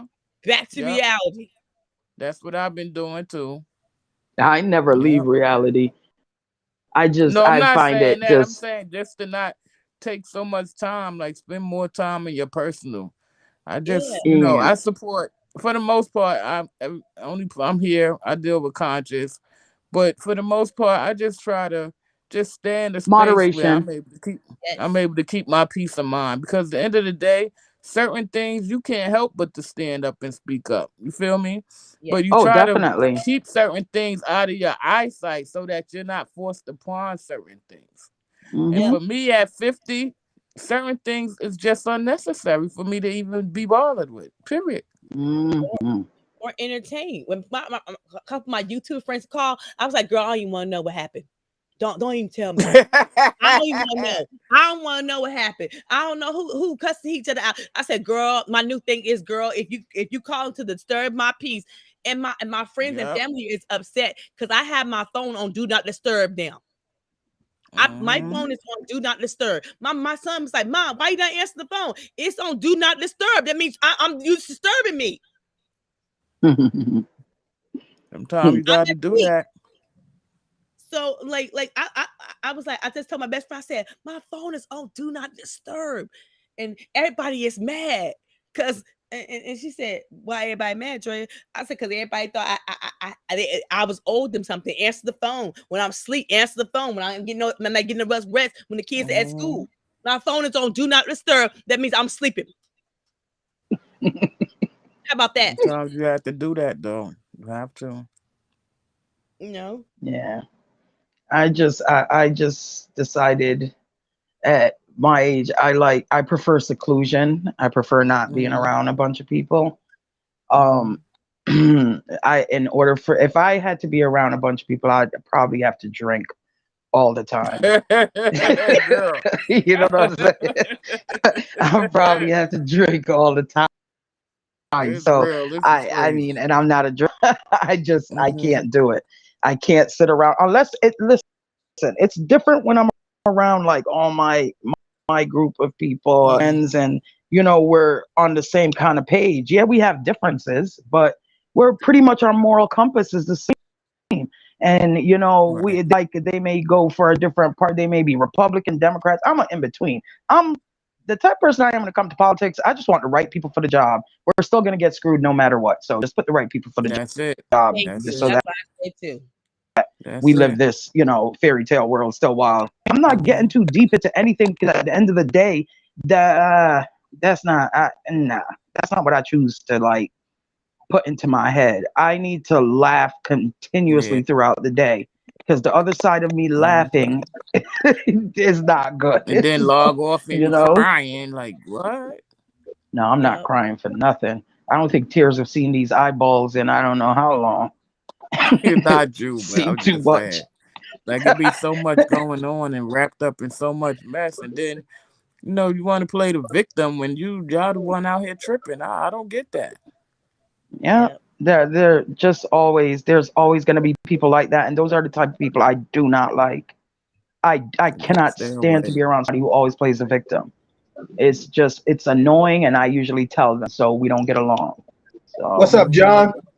What's happening? What's happening? Salute to Hey, everyone. John. Hey, John, that how you is How y'all What's doing? going on? John. What's going on? Uh, doing? what y'all talking What's up, about? John? We talking about your We're ass talking driving about 15 you, minutes. John. What about you, John? Where you been? We all said it. We Trying talking to get about you, folks in John. sneaky. Look, y'all better knock on wood then. Y'all all John, good saying at the same time. we trying to get John to drive Yep, we a did. Scorpio What's sneakers up, and shit. John? Not much. I'm just sitting up here being nosy. Actually, if y'all want me to be Decide to honest, come I'm out the being nosy. bushes. Yeah, I'm being nosy. I'm being nosy. I just got through doing a video actually, and I posted it up on my page. And the topic that I was talking about is it's funny how KB. well yeah, but it's Let but me it's get not John the fuck up out of here, y'all. Let me get John the hell up out of here. Let me get John the hell up out of here. Let me just play. about I'm messing with you, man. I'm messing with you. Go ahead, go ahead. all it is that Oh if shit. I'm talking about Oh tough shit. love and I've been talking about him passionately, I mean just talking about this man. But tough love come back and he pussyfooting around and not talking back at me. So I'm gonna kind of be like, wow, well, why is you not keeping that same energy the way I did for you? What's going on? So until I just I noticed don't like your thing. analogy. Wait. Let me get you the fuck out of here real quick. I don't like your analogy, dude. Look, you say who the fuck you talking about, bro. I don't know what you're talking about. So say what you mean. Goddamn it! Don't use me in an analogy, and I'm lost. Okay, I didn't want to say no names. That's why I Just left say it the at name you. because you used me, and now I'm lost. I'm about to kick you out of Okay, here. all right. Well, John, like John, this. say the name because he had in the description and down in the thing, he has all who he wanted to pull up if they would pull up. So if it's anybody in that whole category, it's already printed. So go ahead. Okay, well, KB, I'll just say the initial. I can't. Okay. Wait, this is counseling week session 2, right? Okay, John, go ahead. 3. Oh, it is? Right there, session 3. Well, it was just 2,000 years later. Right. Go ahead, John. But it's just funny how he talks about everybody else in a disparaging way with passion, but when it came to CW, he didn't keep that same energy. And I found it odd. But you steady putting yourself out here to keep talking about people, but I don't know. I don't know. Don't get me. I'm just confused about the whole damn thing. I got a brother that wants to do an interview with me and kind of ask me about the beginning and the end of me and Kwame Brown's back and forth. And I'm debating if I want to do that interview or not. I'm really debating if I want to. What you guys think? Do you guys think about what? I didn't hear you. What did he wants me to do an interview and basically kind of talk about the beginning and end of me and Kwame Brown back and forth or whatever. What I think about what's going on now, etc. And I'm debating if I want to do it or not. Like I'm on the fence. What do you got in the chat? Well, it depends. If it's a reputable platform, that's not gonna be like that's not a hater of him. If it's a neutral person and it's not a hater of him or a hater of you or a lover of you, vice versa, and they just want you to get your point across because they feel you're misunderstood, go for it. You know how to carry yourself. Why are you on the defense? That's what I want to know. Why are you on the defense?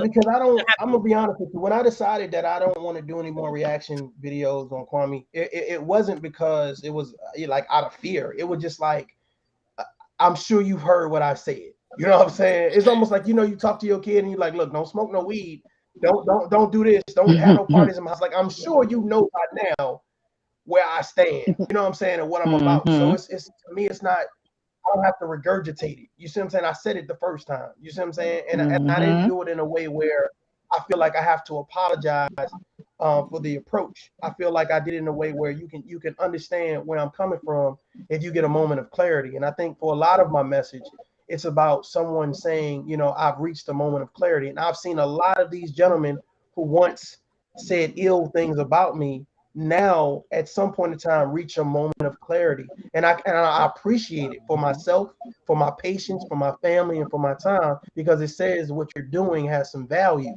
and I can appreciate that. Then won't you say that then? So yeah, I'm on the fence, because it's like, am I ripping off the scab? Huh? I mean, I say go for it. That's what I say. So y'all think I should or shouldn't?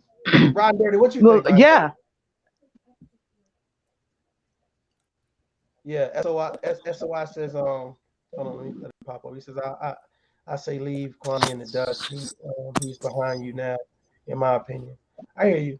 I do feel this like is how I feel, Mario. If that's it's something that you need really to feel cross, you need to do it. exactly, do it. Yeah. You got to go with how you feel. You can't go with how we feel, because that's about you. And if you feel, listen, I want to say this, this needs to get out, and then after that I'm done, then do it. If you don't feel like it's necessary, don't do it. You know, I feel like if it's a reputable, like I said, if it's a reputable platform, no hater, lover of each, and it's neutral, and it's just a conversation on how did we get, because it happened to you. You know, if from here to there, do it. You know how to carry yourself. You know how to. You're well spoken. Go out there and tell you're a part of it, and then push. You know, like John, I feel you need to probably take that 20-hour drive again and go to your sneakers. But no, sir, I'm joking. I know. Well, gas prices are too I will high. say this is a teachable moment for anybody though that's looking. I mean, all jokes aside, just don't put your all into a person anywhere in the first place. That's number Oh, one. I would never. I would never. I mean, but I'm a human being and I love basketball. So it was kind of easy for me to get caught up into the character instead of Oh, definitely. Let me get John the hell up out of here for lying. Let me get John the hell up out of here for lying. Basketball too, John. Okay, man, I love basketball too, John. Okay. Yeah, I do. I played grammar school. I mean, I really played basketball. I thought I was trying to make a career of it, but when I noticed that I had too much competition, and at the numbers, the odds of me getting to the NBA was so slim, I just said forget it. So I just played street ball. I was cool with that. I'm trying to figure out why Riding Dirty so quiet right now. He must have. Remember, he has his daughter most of the time, and she's be trying to net. He look like he on a porch. Oh, he just froze, so he might can't. Yeah, but I hear you, John, man. You know, we all go through some traumatic things that we have to speak on, and I get it, man. I just don't want to. I just don't want to beat a dead horse. You know what I'm saying? And I feel like it's important to talk on and talk to the people that need the message. Tough love. I would have loved to talk to Kwame about it as a man, but see, like, I knew going on his platform, he would have tried to control the narrative. So it's no use for me even going on his platform to even talk to him and none of that, because he already gonna think the way he gonna think. So I'm not here to change the way he think, but see, don't change the way I think about that. I think that whole thing was a sham. I think the way it happened was a sham. Hey, I think I'm back. So no matter what, I'll live with that and deal with that on my own. But that's not going to stop me from still donating shoes to the Boys and Girls Club here in Chicago. Right. Anyway. So and John, I'll say this for you. The thing is that when someone is hurt, nobody has the right to tell them when to get over that hurt. You understand what I'm saying? Like, when somebody's hurt, you can't tell that person, like, if something happened to them, oh, you need to get over that. No, it's their hurt. And until something is resolved, maybe a conversation, maybe you know, break enough of his mugs, or, you know, or maybe you just might be happy to see his demise. I don't know, because it's getting kind of close there, you know.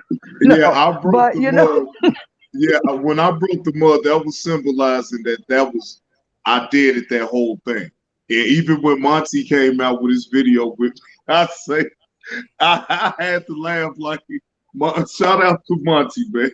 Hey, that video he did of me, I say, man, come on, man. I say, but he made me laugh though. He took my mind off the negative part of it, and I focus in on the positive.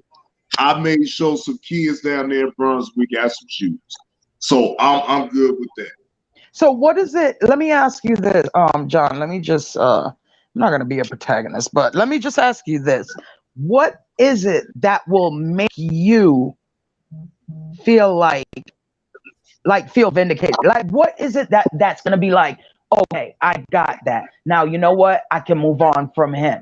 Or what is it? Is there something, or will there never be anything? Well, I know that I just know deep down, Kwame would never just admit that he was wrong for how that went down. See, let me get them the hell out of here talking about this rhetorical ass shit. I don't want to. I don't want to hear this shit. Well, you Change just the topic, Sterling. I don't want to hear this shit. Change the goddamn topic. Hey, I'll change it. Change it. Change it. Change it.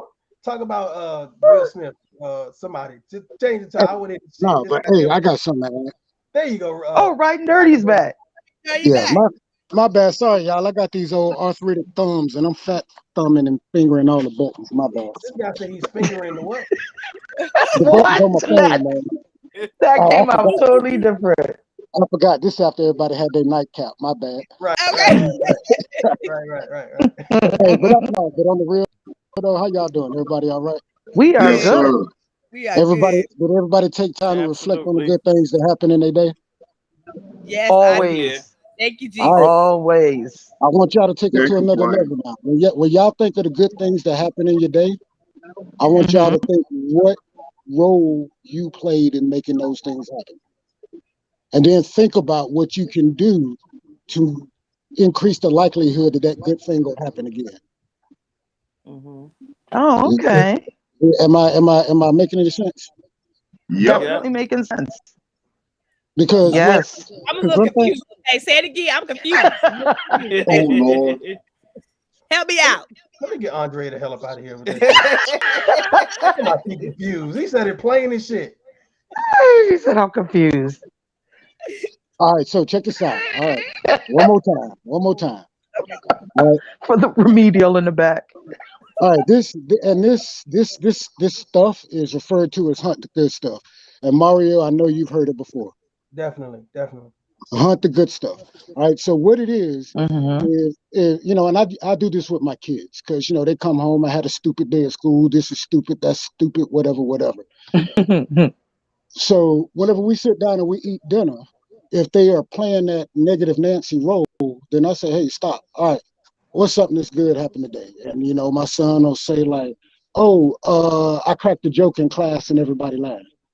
And I say, all right, cool. So you know, I ask him about, you know, where did he get the joke from and blah, blah, blah, and the situation that led up to it so that if he's in that moment again, he can purposefully recreate that moment and have that success again. Does that make sense? Yes.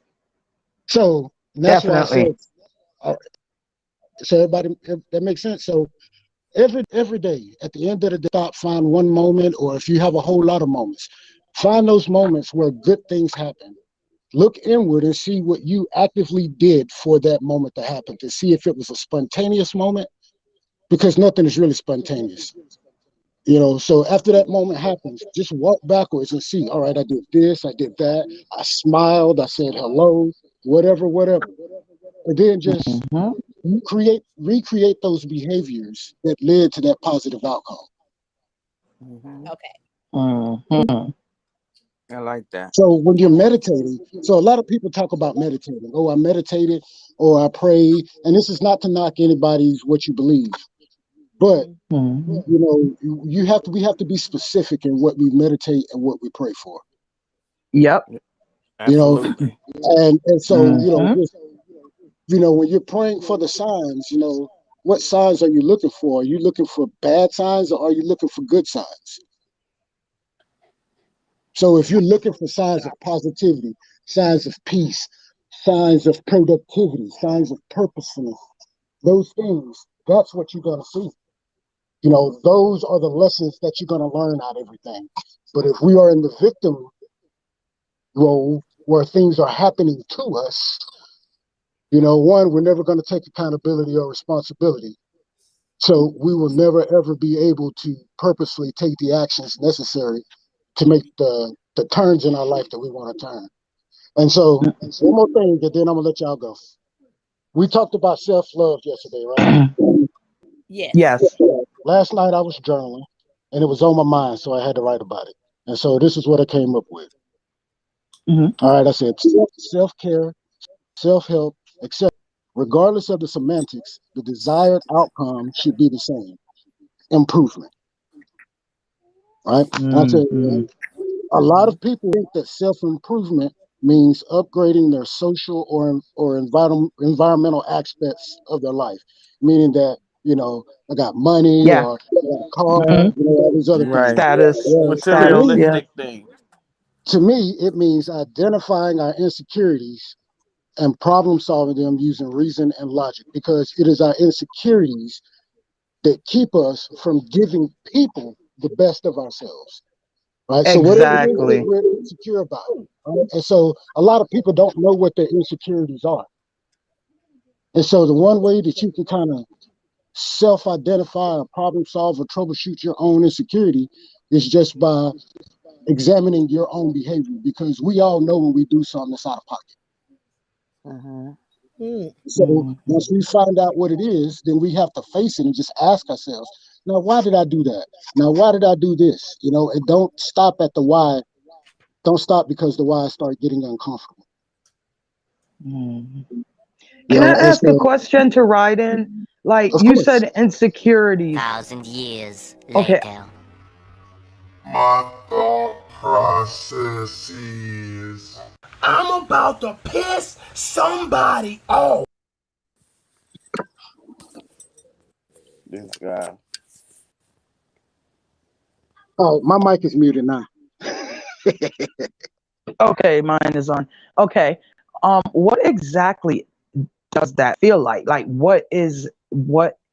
I know the definition. I know the definition of insecurity, but when you feel it, what does that feel like? Can you describe it? Because you journaling, you're or writing things, and you seem to really go into it. So what does insecure feel like to you? And if everybody on the panel, anybody want to jump in there? All right, I'll use PTSD as Mm-hmm. an analogy, a personal anecdote. Um, Okay. I used to work for Terminix right after I retired, and so one morning, like literally, I would wake up and I would tell the roosters to get up and do their job on my way to work. That's how early I was up. And Mm-hmm. so one morning, I'm getting on the interstate to go to work, and I have my window about halfway down, and it's dark. And I'm just Mm-hmm. pulling on the interstate, no other cars on the interstate. And then this motorcycle screamed past me. And it literally sounded like the sounds that some of the rockets used to make before they hit when we were in Iraq.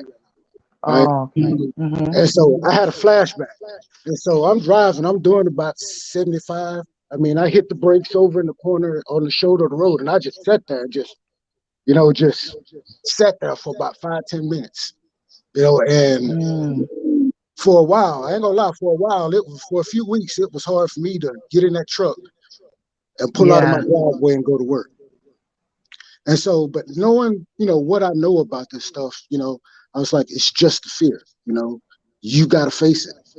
You know what I mean? So you just, you Mm-hmm. got to sack up, nut up, cowboy up, whatever motivational tool you got, and do it. And I just had to figure that out for myself. And for me, I'm the hard truth type person. Just tell me what the Right. fuck to do, and I'll go about it. I don't need no motivation after that. Just point me in the Right. right direction and say go. And so I just knew I had to do what I had to do. And so for me, that involved going back, watching some old random ass combat footage on YouTube and some other shit to do my self healing to purge that stuff out of me so that I wasn't afraid anymore. For other Okay. people, it manifests in different ways, like stage So fright. your insecurity Stage fright is really what? What, like? it's fear. It's fear.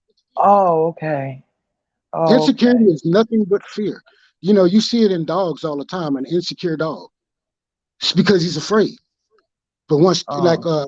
we adopted this pit bull, and this Mm-hmm. dog was afraid of everything. I pull out the spatula, he run. I pull out the vacuum cleaner, he run. You He's pull out the chair, abused. he'd run. You pull out the lawnmower, he'd run. And so what did I do? I made him face his fears. Whenever I mowed my grass, I had him on my leash right next to me. And then it got to the point where I'm mowing the grass and he walking over like, hey, you forgot this spot. Come over here. You know, Yeah. you make them face, if you're afraid of heights, you face your insecurities. But the way That's it real. manifests is different in people. Some people get sweaty palms, some Mhm. people get a nauseous stomach, some people break out in hives. With my son in particular, whenever his insecurities manifest, he breaks out in the itches. His whole body itches. And so for So it me, causes anxiety. The right, right, insecurity will cause right. anxiety. Because Okay. anxiety, insecurity is fear, and fear in our terms nowadays just manifests itself in anxiety.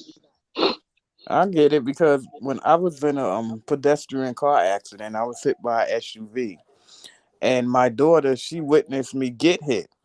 So she suffered with an insecurity of allowing me to cross her because she didn't trust that it was safe to cross with me.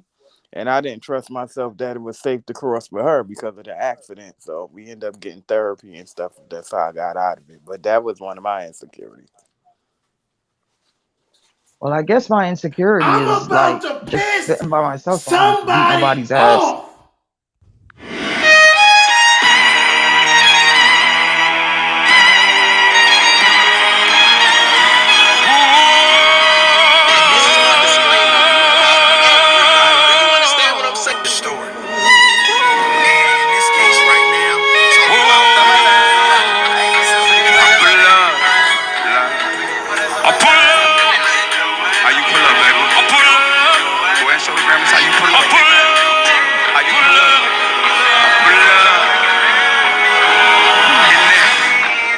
Brand new Lamborghini, not a cop car. Pistol on my hip like I'm a cop. Whoever met a real hit a rock star. This ain't no guitar, bitch, this a Glock. My Glock told me to promise you gon' squeeze me. You better let me go the day you need me. Put me on the mirrors, get the. I'm insecure about these drops that Unbelievable. Tough Love doing. It's making me Uh, very insecure. Listen, I don't care. I just wanted to wake some people up. That's all. That's all. That's all. Hey, welcome to Urban Therapist. Did you reach your goal yet, man? Oh yeah, I did. Y'all's coming up here. Come up here to thank you for that. I appreciate that. Salute. Salute, man. I'm glad you did, bro. I'm glad. What do you think about this topic? If you've been listening, I don't know when you got in, but you've been listening. What you want to add to it? I've been listening to about 5 to 10 minutes of it. I don't know the whole full topic of what's going on, but I'll jump in on the part about insecurities. But Okay. my definition of insecurity means that's not being accepted. That this period that's not being accepted. So your insecurity is So not being accepted? Is the No, fear of not being accepted? no, my definition of insecurity means to just not Is be that me or accepted. just shit going in and out? Is it me? I don't know. I don't know I if don't it's me think. or y'all. Might be because I got bars over here. Yeah, y'all got boys I don't over know. here I too. think there's always gonna be somebody somewhere that don't accept, the next person. So I Yeah, mean, yeah, and I could care less. that's I tell definitely my kids everybody wasn't meant to like each other, but you still be social and still be respectful. You don't have to like one another. Go your way, but don't be disrespectful. Because right.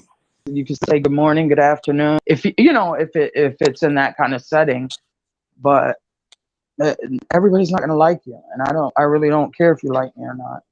Unless you're my children or God. Yeah, so let me can I chime in? Somebody tag me in. Tag me in. Thank you. Thank you. Tag. Thank you. Appreciate it. Appreciate it. Let's get jiggy. Let's get jiggy. I don't know, man. I'm gonna be honest with you guys. I want people to like me. I want people to take the time and get to know me. I want them to understand that I've been through a lot of shit, and that shit has helped formulate who I am now. So, and I think that anybody that gets to know me will like me for me. So I don't walk around with this bravado of I don't give a damn if you don't like me. It's almost like, why? You know what I'm saying? Like, what type of person are you that you wouldn't like a person like me? You know what I'm saying? And I don't teach my kids, like, I don't want to pump in them. Well, we don't give a damn what nobody thinks. Well, here's the thing: you could be messed up. You know what I mean? You could be a messed up person. Can you imagine a insecure, messed up person not caring about what nobody think? A person that doesn't have a self-awareness, that doesn't have empathy for people, that don't care, if somebody's homeless in the rain who needs money. Like, can you imagine somebody like that saying, I don't care what nobody thinks? No, you probably should. You probably should listen to what somebody thinks about the situation. I think we get caught up in this. I think saying you don't care is a defense mechanism. Yeah. No, I honestly don't care. I don't have that feeling, Mario. I was born like this, so it's hard for me, Let me get you out of here. Let me get you out of here. Listen, I don't care. Let me rephrase it. I do not care about negative, like any negativity in a condescending or any kind of insidious ways. I don't care. That's not what you said. Like, if you have positive, I don't know who she thinks she is. I mean, I don't think that it's so much that people like let me use this word. It's not so much that people are, desperate for people to like them and stuff like that. But I feel like it's more about just wanting to have people that, really understand what you're saying, or even just getting something out of it for their own self, judging for their own self, and not judging things based on how someone else is telling them they should treat a person or treat a platform. Dive in for your own self. And if you get something, then that you need to be connected in those places. Like, don't be in the bushes hiding and doing. Why can't you raise your hand and say, you know what, this particular topic, I feel this. Maybe last week she ain't really hit nothing that I like. But these two, yeah, I like that in common and do something. But to just act all along like you don't see nothing is a bunch of monarchy. Yeah. Miss Caroline, I was just messing with you. But I'm glad that you said, you see, here's the thing. I think it's very important that people hear what you mean the first time. You understand what I'm saying? I think it's very important that people hear what you mean the first time, because sometimes you don't get a second chance. You don't get a second chance. And we know the cliche line, the second chance, first impression, etc. You don't get a second chance. But here's the thing. I just feel like the reason why I say I care about what people think, because these may be people that I love. These may be people that people I'm trying to build with, or they may be people that can provide me opportunities. So yeah, I care about how people think. I care about how I present myself to people. I care about what it is that I say and what I promote online. So sometimes when I hear people say I don't care about what people think, and this is not this is not to Miss Curling, but a lot of people that I've encountered, a lot of those people were insecure. A lot of those people were self-centered. You see what I'm saying? A lot of those people didn't have self-awareness. So when I hear people say, well, I don't care about nobody, it's like, yeah, but really though, like, I don't care about what my coworkers think. Yeah, bring it in. Bring it. Miss Curling, you still there? You know what though, man? One thing that I found out is that some of those people who say they don't care what anybody think, they really don't. But there's one person that it means the world of them what they think, and they haven't gotten that person's validation yet. And until they get that person's validation, nobody else's fucking matters. And that's the blunt, honest truth. I agree. I believe it. that you know what they will damn everybody else until they get the validation from that one person. And I've seen a lot of that here now in YouTube. There's a lot of people that haven't received validation from one particular person getting validated by a bunch of other people that are still seeking validation. Yeah, yeah, I see a lot of that on YouTube as well, and I saw a lot of that in the military. You know, it's interesting, man, because I've had to win the hearts and minds of my soldiers. You know, as a first sergeant, I had to win the hearts and mind of my soldiers. Like nobody wants to follow someone that's weak. No one wants to follow someone that lacks direction. No one wants to follow someone that's indecisive. You know what I mean? It's like should we, should we go to Afghanistan with this motherfucker or should we not? You know what I mean? It's like if we go outside this wire, you know what I'm saying? Should we listen to him? Like, to me, gaining the trust of people and being self-aware is very important. I think that when we talk about insecurities or whatever, I think people are afraid to let either one, let people close to them because they've been hurt so many times, or two, they're not confident enough to be themselves.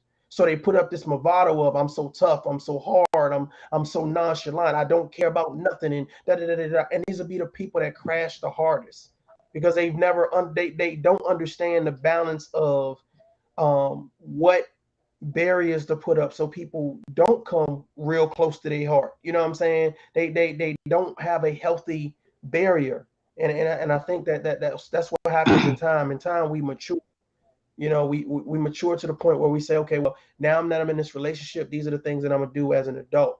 Before it was like, hey, what do you bring to the table? And that's all I'm concerned about. You know what I'm saying? You take care of me, or you paying the bills, or but then you found out that you really wanted somebody that cared about your day. You found out That's real. That's real. You found out that you wanted someone to compliment you and be spontaneous and laugh at your jokes and rub your feet. You found out that it wasn't just about the money. You see what I'm saying? So I just think that we sometimes put up these barriers to the point where they're impossible to pass. They're impossible to get over because we've been hurt so many times. We've listened to people from that's in and out of broken relationships, and these are the people that's giving us advice.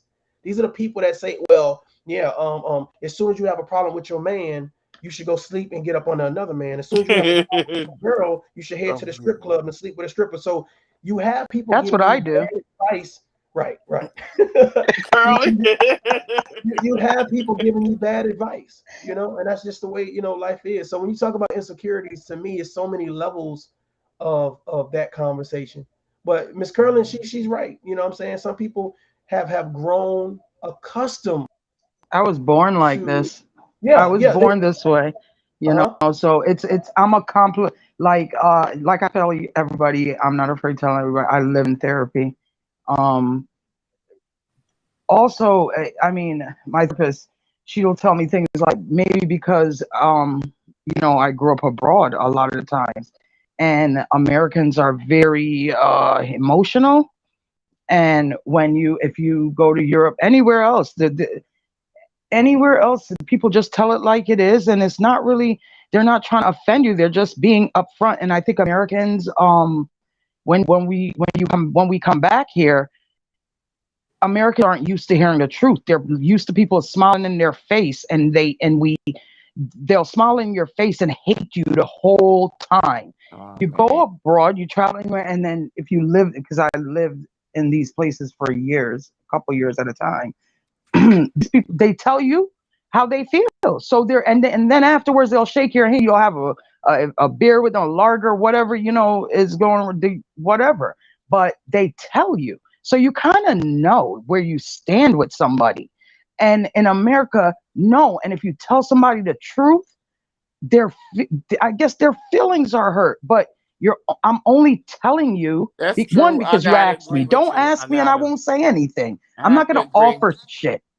But I have if you to agree, ask me, because when you try to tell people, and not even in a bad way, just to kind of, let them know, from the outside looking in, and those kind of things. Like, you really fall out with people that well, you really sincerely trying to be there for, and I think that's crazy. that comes with knowing how to give. You know, there's a art to giving.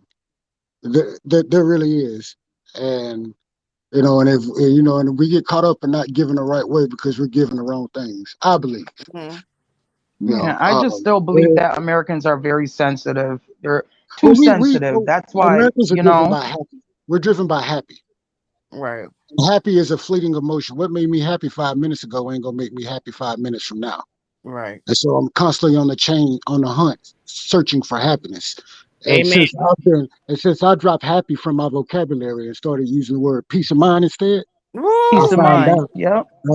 I'm happy than a motherfucker. Yep. That's what And I've always had peace of mind. So right. what is That's there to? too, a peace of mind. I think that's the Yeah. best thing to have in the My whole kids world. are healthy and good. Both my parents are alive. There's a roof. I mean, you got food. Well, I mean, there's water, running water with warm, hot water too. And so why is anybody complaining? Well, I think Nobody in this country really has to go hungry because they could get food stuff. They could go to pantries. They can get a job. That's an idea. And most countries, if you travel to some of the states or countries in the continent of Africa, they don't even have jobs. They can't even get a job to feed their kids. There is no job.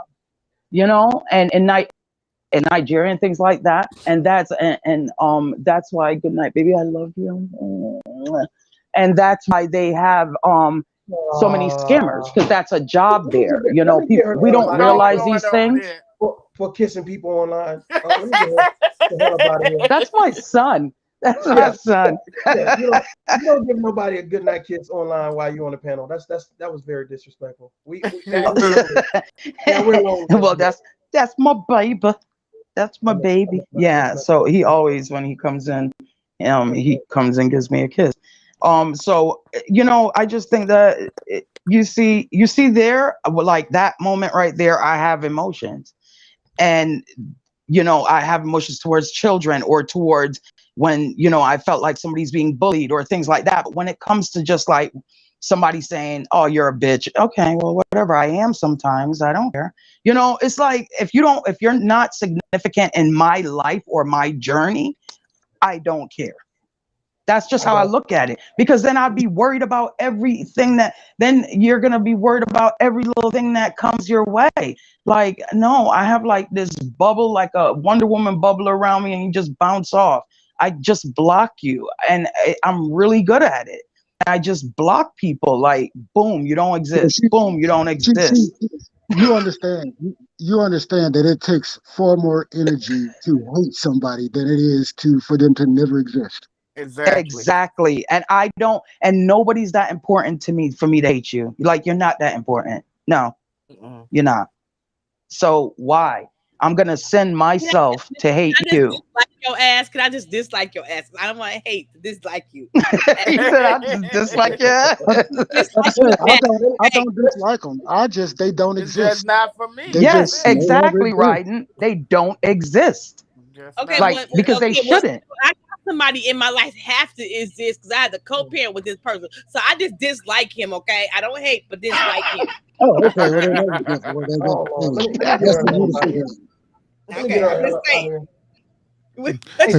But Andrea, think about this: in order for you to dislike somebody, or in order for you to hate a person, you have to actually still love them. There has to be an emotion there. There has to be that there. I tolerate his You ass. think it's not there? No love. Tolerate. Hey, real quick, how do my audio sound? How do my audio sound? You good? Okay, cool. But now this. I'm sorry. Go ahead, you good? No, go ahead. No, let's address that. I often teach this on my platform too. That the only way words will become power to you if you allow words to be that power towards you. So it's nothing wrong with not in other words, having that space where people don't trigger you. It's nothing wrong with you at all. It doesn't mean that you're insecure. It doesn't mean that there's something wrong with you or anything like that. It doesn't that you're just not hypersensitive to people at all. But Just like I was saying Right. earlier. Right. Yeah, like I was saying earlier that it's part of our human experience to interact with one another, one way or the other. But that's also based on our socioeconomic status, and also it's that's based on who we consider as a friend and family, and just different things like that too. Mhm. I have no friends. Let me I'm just messing with let me take this topic. Let me Friends, not let me take this in a different direction. I think a lot of it play. You have to know what's healthy for you and what's not, because a lot of times it could be our family members. Of course, we love them, but can we let them force their toxicity on us? No. True. That is so true. I mean, I'll Especially when break it you down have like medical this. stuff going Anybody, on. for Like, me personally, anybody that doesn't respect my boundaries, I don't deal your with. peace. exactly. Mhm. That's my Because all of point. my boundaries are centered around my peace. And I heard Yeah. What if Mario it's your talking mom? earlier. What if it's your mother? What if it's your I mother told my riding? mom, listen, I told my mom and my ex-wife both, my first wife, I told them both. I said, look, I refuse to argue about who I love the most between my mom and my wife. If y'all put me in a position where I have to choose, I would choose neither That's one of y'all. weird. Yeah. That And somebody since that's not then, even the same love. right, you know what I'm saying? But they was, just kind of bickering because, I was a mama's boy and all this other stuff and everything. Mhm. And so, sometimes it's hard for moms to let go of their It sons, is. It is. especially when they know that the woman really ain't for their son. Oh You know what I yeah. mean? That's But, Amen. different. Amen. Been there. but Been listen, there. this is where my father, my stepdad comes in and he said, listen, he got to learn some shit on his own. Mm. He's got to. You know what I mean? You can, just let him figure it out. We're gonna see what we raised, one way or another. Yeah, You that's know, great Mhm. advice. we Let me kicked the bird out the nest. let Now me he got to fly. He got Mm-hmm. to let fly. me. God damn it! Can y'all hear And me? so, but Yeah, I once I hear you, said tough that, love. once I said that to both of them, I didn't have no problems between them, or at least not in front of me. And my mom didn't get in my business, and my ex-wife didn't go to my mom with our business, which is the way I like it. Mhm. And when we No, yeah. divorced, it was because we divorced, not me and my mom and my wife divorced. And she Mm-hmm. took half. No, she didn't take shit. Nope, I told her she can keep everything, and I rolled. I Oh know that. wow. It was like that, huh? Well, Like I was that. just, she had a son, and I didn't. Oh, So, okay. hey, you keep everything, and I'll bounce. I Right. can Watch, get back. make him I can get it start back. over. Right. I don't. I wasn't gonna put her on her ass with a son. What kind of shit is that? He wasn't my Mm-hmm. kid, but still. Right. Right. Right. Mm, that's And so, commendable. I like that. Everybody ain't as what's the word, gracious and do shit like that. They be like, this shit mine too. Divide. Mm-hmm. Tough, you were saying something. You were trying to change the subject. I might kick all of y'all ass off this panel. That's what I'm No, about to do. no, I tough might kick love was all of was getting y'all ready to do ass another hey, he drop. can't even off get his this own panel. conversation. Yeah. No. It's good dialogue. It's good dialogue. But I wanted to ask you guys about this right here. It was a lot of conversation probably about a month ago about constructive criticism. What do you think the reason why we as adults we shy away from constructive criticism, and why is it not accepted? Because Uh, it's sometimes it's Because it's things that we soft. refuse to deal with or I'll go aren't ready last. to deal with within our own selves, and so we block out those that are trying to help us to see. It depends on who's giving constructive criticism. Because if it's my home chick who been knowing me 25 years, hell yeah, I'm making constructive Yeah, because I criticism. check my Yeah. homies. Yep. Okay, she gon' But if it's somebody off YouTube that I don't give a fuck about, don't know me, don't know what I'm doing, they gonna give All me some right, never mind, I never ain't gonna mind. do All from you. right.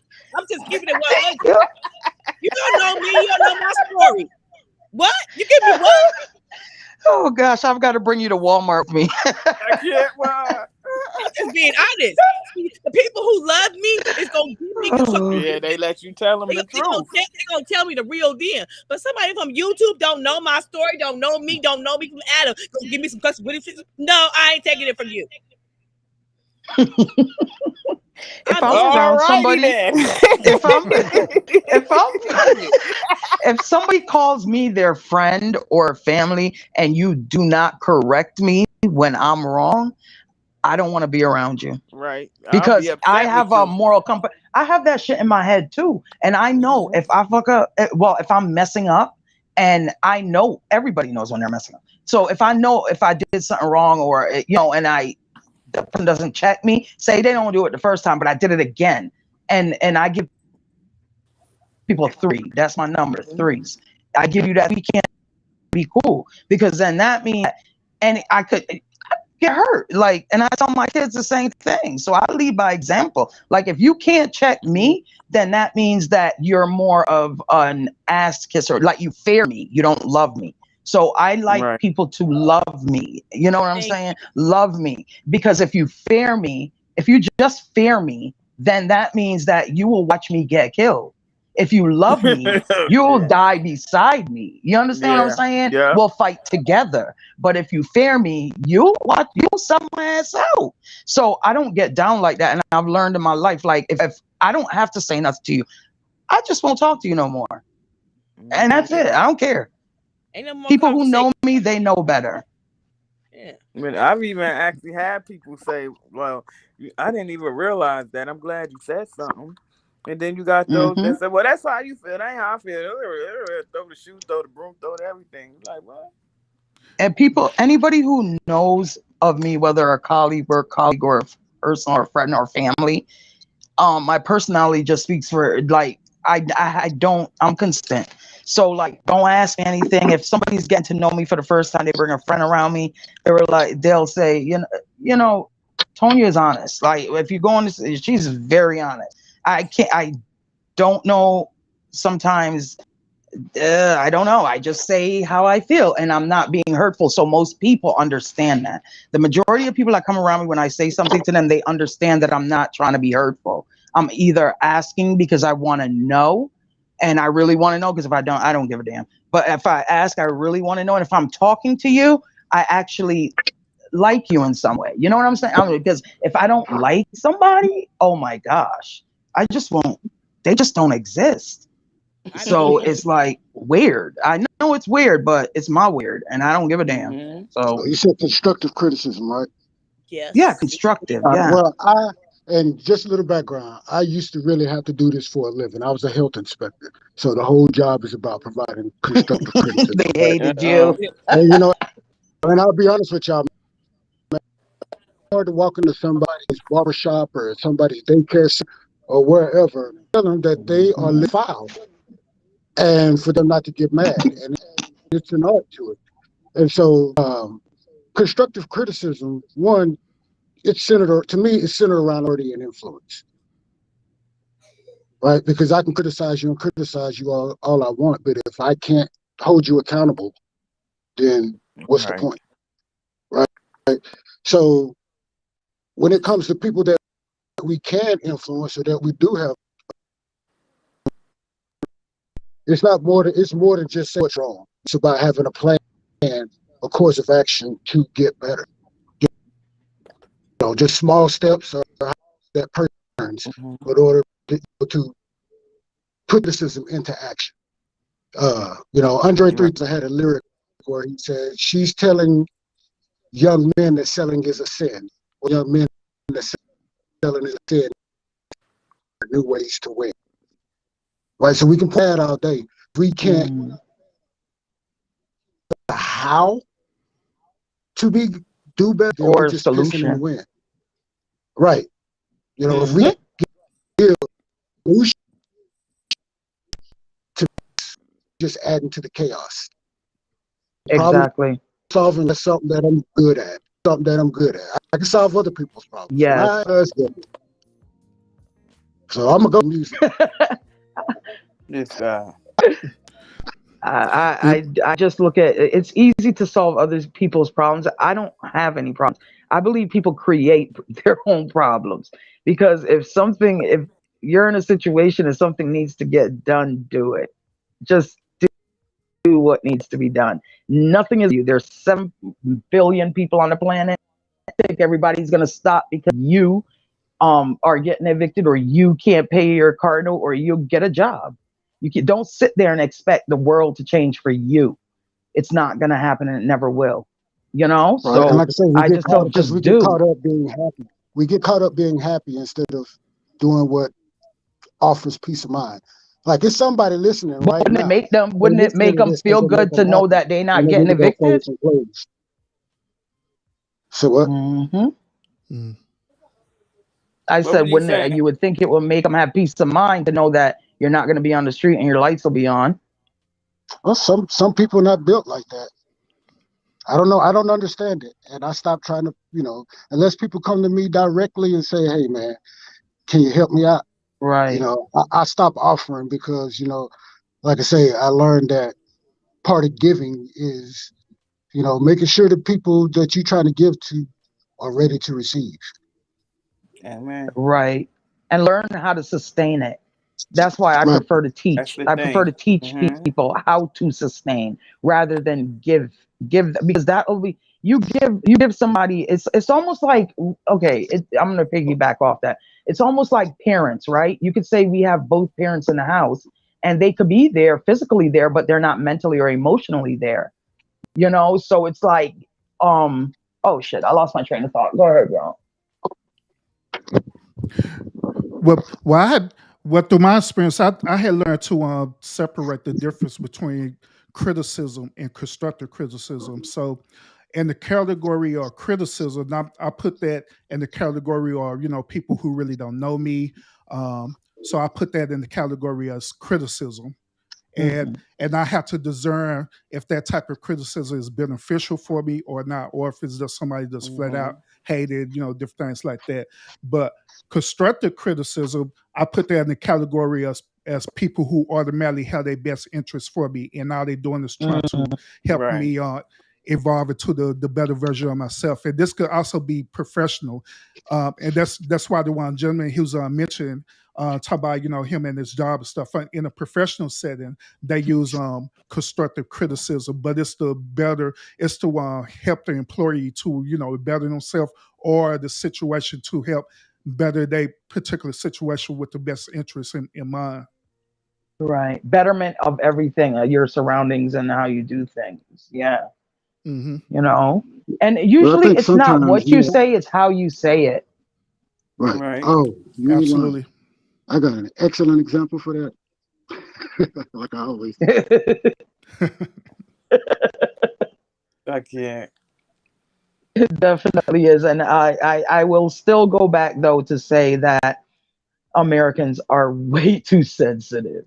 Way too sensitive. Yeah, I I mean, agree with you on that. I honestly agree with you. I think a lot of Americans are very hypersensitive to a yeah. lot of situations. Especially the men. Like I just never I just have never been around men, a bunch of men that complain like that and like act like that. It's a good study to watch them.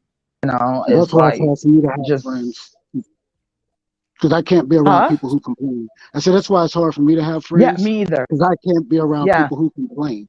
It's like, dude, I don't care yeah, if your house that's is how a I mess. am. Stop saying excuse the What mess you every gonna time I do come over about there. it? Either do something about it or Hmm. shut the hell up. Because I don't care. I don't live Exactly. here. It's your house. I'm here to see you, not your mess. Right, Hmm. exactly. And it's like, especially the thing is with me too, it's not like, and I know this is what you're saying too, riding dirty. I think the whole panel is all saying the same thing when we say somebody who complains too much. It's not that somebody who comes to us and they need to vent something. No. And they take our advice. We're talking about the same people who say the same thing year after year. Every time we see them Don't and they change. have the same story and we give them the solution because it only takes me about 5 to 10 minutes to solve shit. I hear something, I analyze it, and I solve it. And if they don't want to take it, then I don't want to hear it again. Yeah, you may fall off one or two times, Mm. but I don't want to keep hearing the same thing. If I see you 2 years later and you have the same story, but Right. I don't have the airspace for it. No, I don't. I Hey, don't Mario, care. did you see what I said about a lot of people want to be heard? You know what I'm saying? So, you know what I'm saying? And few people won't change. Yeah, I heard you, Hmm. man. Yeah, yeah, Mario sleep. yeah. No, That's I'm listening. I'm listening to y'all. Yeah, that's a part of the criticism or the constructive criticism too, where true constructive criticism what it's going to do is going to make you see yourself in the mirror, where you have no other choice but to take accountability. But that's only if you choose to be held But, accountable for your decisions or your actions. and so for me personally, constructive criticism, and Mario can attest, when you're in the military, they take it to a totally different level. I mean, seriously, as and as a leader where I was, any soldier, under particular rank that was under my direct supervision, I had to counsel them every 30 days. And every 30 days, if I got five soldiers, for each of those five soldiers, I have to highlight their successes, their failures, and what we have to do to improve their failures and turn them into wins. That's everything from the time they wake up in the morning to the time they wake up in the morning, 24 hours a day. They Right. are under observation, and we have to groom them and mold them to get the best out of them. And I looked at it as like, when 20 years or however I go when I'm done, I want to feel confident that the guy or the girl coming up behind me know how to do the job right, because they might be leading Right. one of my kids. And so the whole constructive criticism thing, I could talk about it all day, because I have literally read manuals upon manuals upon manuals about how to apply constructive criticism and positive feedback. I don't you think though that it has to be inherent, kind of like it's a skill. It's a skill. Yeah, yeah. But I definitely also feel like it has to come. There's like a crew of us that it comes naturally to. I don't think Well, that's something that can be taught. Like, well, I believe a lot of what we think comes natural happens to us through behavior. Meaning, and like, so for instance, take this out, right? I got a 2-year-old daughter, and I'm a stay-at-home dad, right? Only time she throws a tantrum is when I don't let her help me clean. That's when she throws a tantrum. And so all of this stuff is going to seem natural to her, cleaning houses, what I'm saying, or just being tidy and all of this stuff. It's going to seem natural because it's just part of her behavior. You know what I mean? And so, like, for Right. you, when you say you're just a straight, analytical type person, you automatically formulate a plan. That's because you were brought up like that with your father, your relationship with your father and how he was and your closeness to him. That led, what I'm saying, that apple didn't fall far from the tree, literally. You know what I It mean? sure didn't. You know what I mean? And so, like, Yeah. so if I'm the outside parent and, say if I played softball all the time, well, my kids are probably naturally going to gravitate towards softball and probably be good at Right. baseball or whatever. So a lot of it is Right. environmental conditioning and social conditioning. To Yeah. me, I'm no The thing expert, is but I too, did sleep at Holiday Inn Express. Ryden, and the rest of the panel, it's not, I was raised in a two-parent household for majority of my life, and even my parents got divorced. My father came and told all of us, listen, our mom and I are divorced. I didn't divorce you guys, so he was always still there, even when we didn't want him to be there because we wanted to do stuff and we couldn't with him as kids. However, I also had the influence of my mother, but I didn't gravitate towards her way of doing things. Maybe because I was daddy's girl. I don't know, but I had both of them, but I'm nothing like her. Yeah, because you're a daddy's girl. That's what it is. Ain't nothing wrong with it though. Yeah, because my daughter, she's a daddy's girl too. Oh. Yep. Me, it's got to be, my 2-year-old walks like me, talks like me, everything. Like, I'm like, holy shit! I got a 2-year-old little middle-aged man. Oh, kids are so beautiful when they're little and when they're grown, because it's like I tell everybody, they complain about their kids, and then because of what I did, I understood when my kids, I told my kid, I've always talked to them, and from they were like 7, 8, I laid out steps for them. I'm like, when you get to the age of 13, 14, you're gonna mad, for my daughter. I tell her how she's gonna respond because all the hormones and what's coming into her life and da, da, da. And then I told my son the same thing. And then I also told them to wait you know, before they get any kind of intercourse with any wait, you know, hold that, you know. So I kind of laid all that out. And then now my son, he's getting married. I picked his wife, you know, so therefore it's waiting for that. It's just a different because it's like in America when the traditions are different. And this is why I advise everybody to travel. Just take a little travel trip abroad and just see how the customs are there, because in a lot of other countries they do pick, like they set up the right person with the right, so that way not only can they keep the wealth, you know, kind of going, and you pick the right people, but it's also that people that are in common that kind of have the same background as you, so and the same upbringing. Like I know his fiance's mom is, you know, a lot like me, and we have the same culture, like Irish, one is Jamaican, same with our family. So it's kind of like the same kind of thing. So we have everything, and they go into that marriage with a lot of respect. It's not so much like the sexual, or I'm gonna disrespect you by sleeping. It's not that. It's not gonna be that. And I do think if you spend the time and really talk to your kids, love them, and let them allow you, you know, trust them. I told them from they were 6 or 7, I'm like, I respect y'all because y'all are little people, you know. So come to me with anything. I got you. I respect you. I love you, and I respect your viewpoints, everything. And my kids to this day will talk to me about every and anything. Sometimes I got to be like, stop. We don't. I don't want to hear that part, you know. But they just feel free to just be like, Mom, you know, this and that. So we have that dialogue that's constantly going.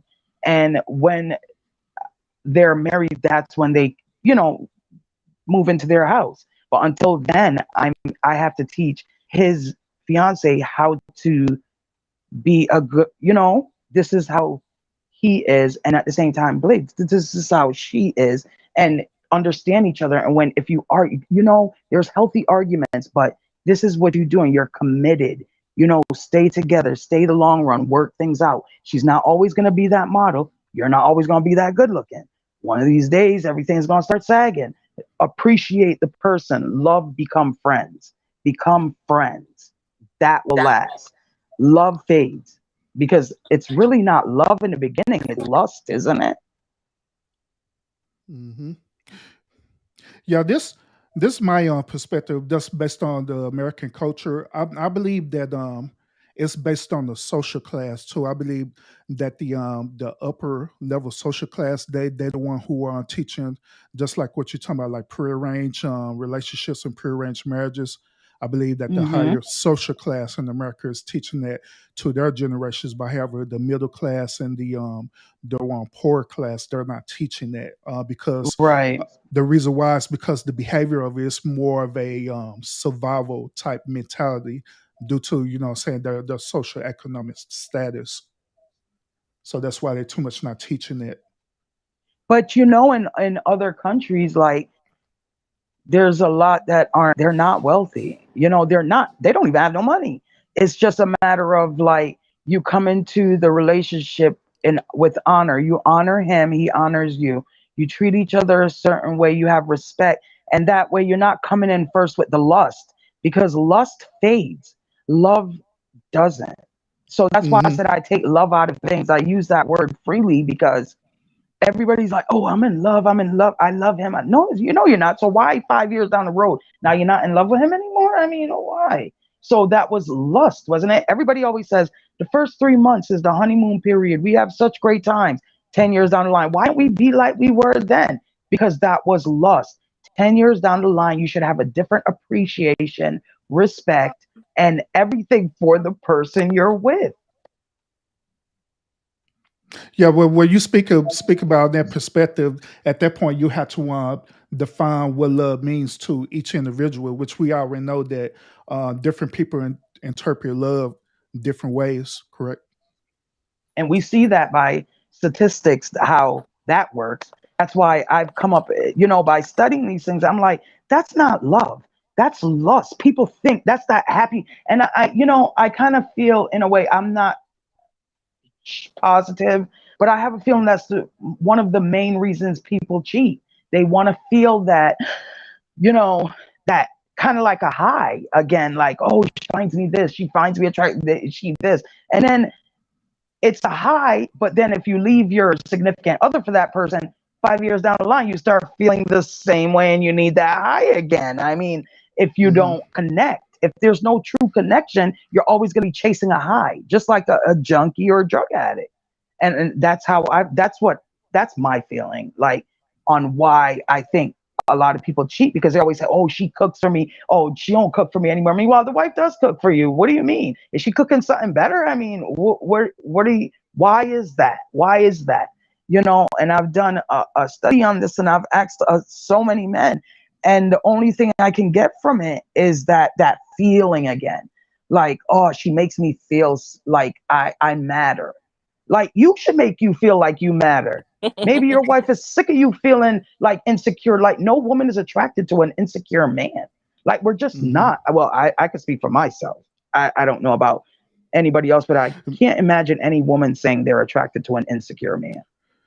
It's very interesting that you're talking about this, because I actually talked about this on my platform before too.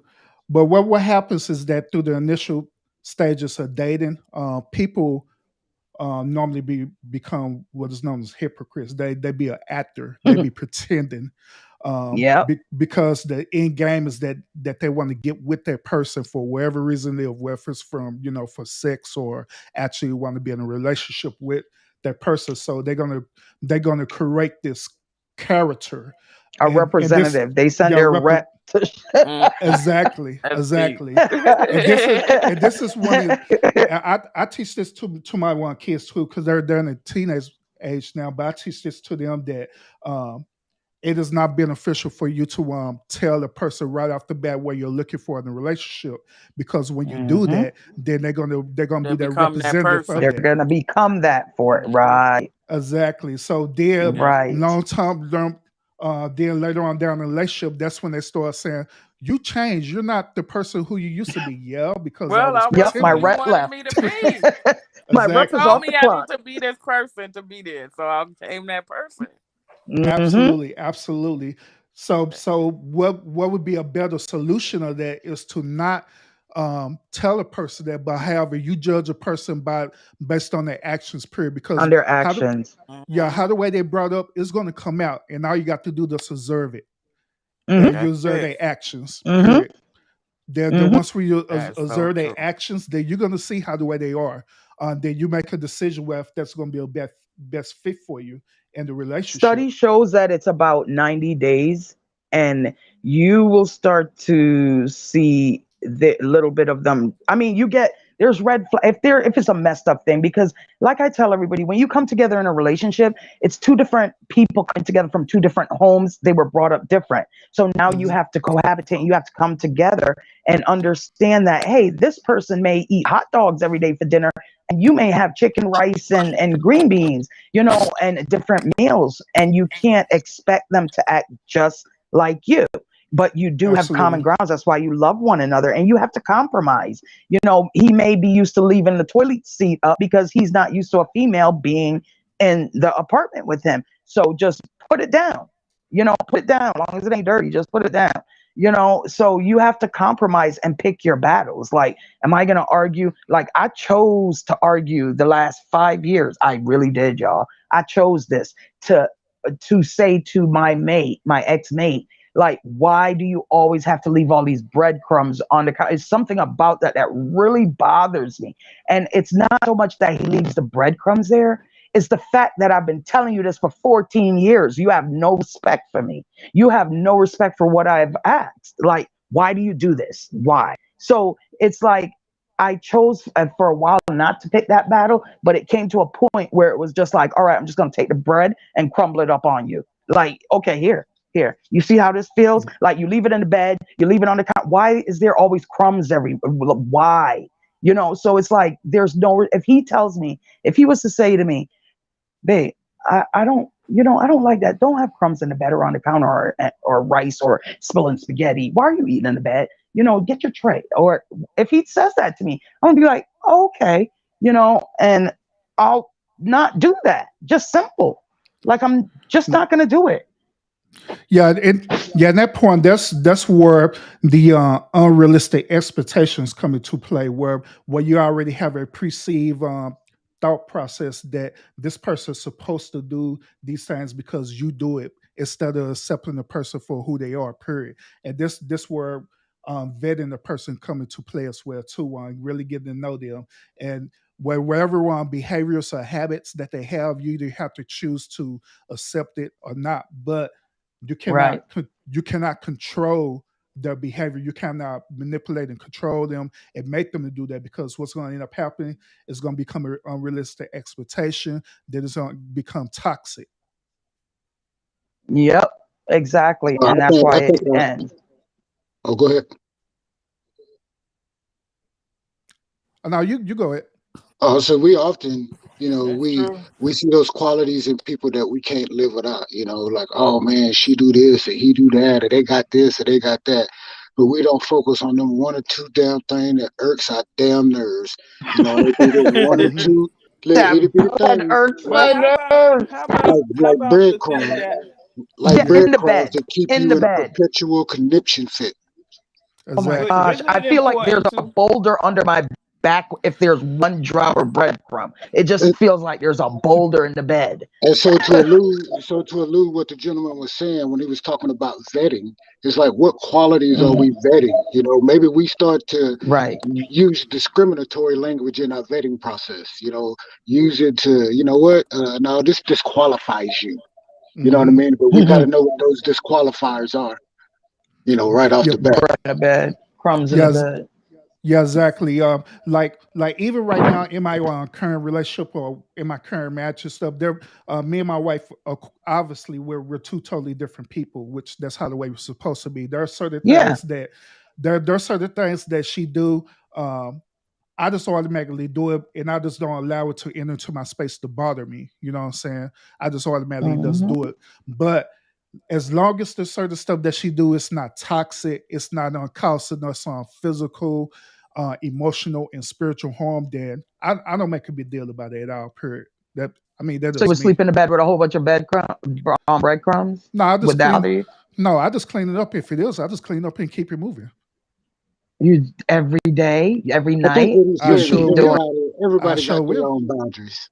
Yeah, Oh exactly. God. I sure will, because like in that particular situation, I consider that as something that is not that serious, where it could be easily resolved. Maybe that's my partner's weakness in that particular area, so I could be her strength in that and just go and do it.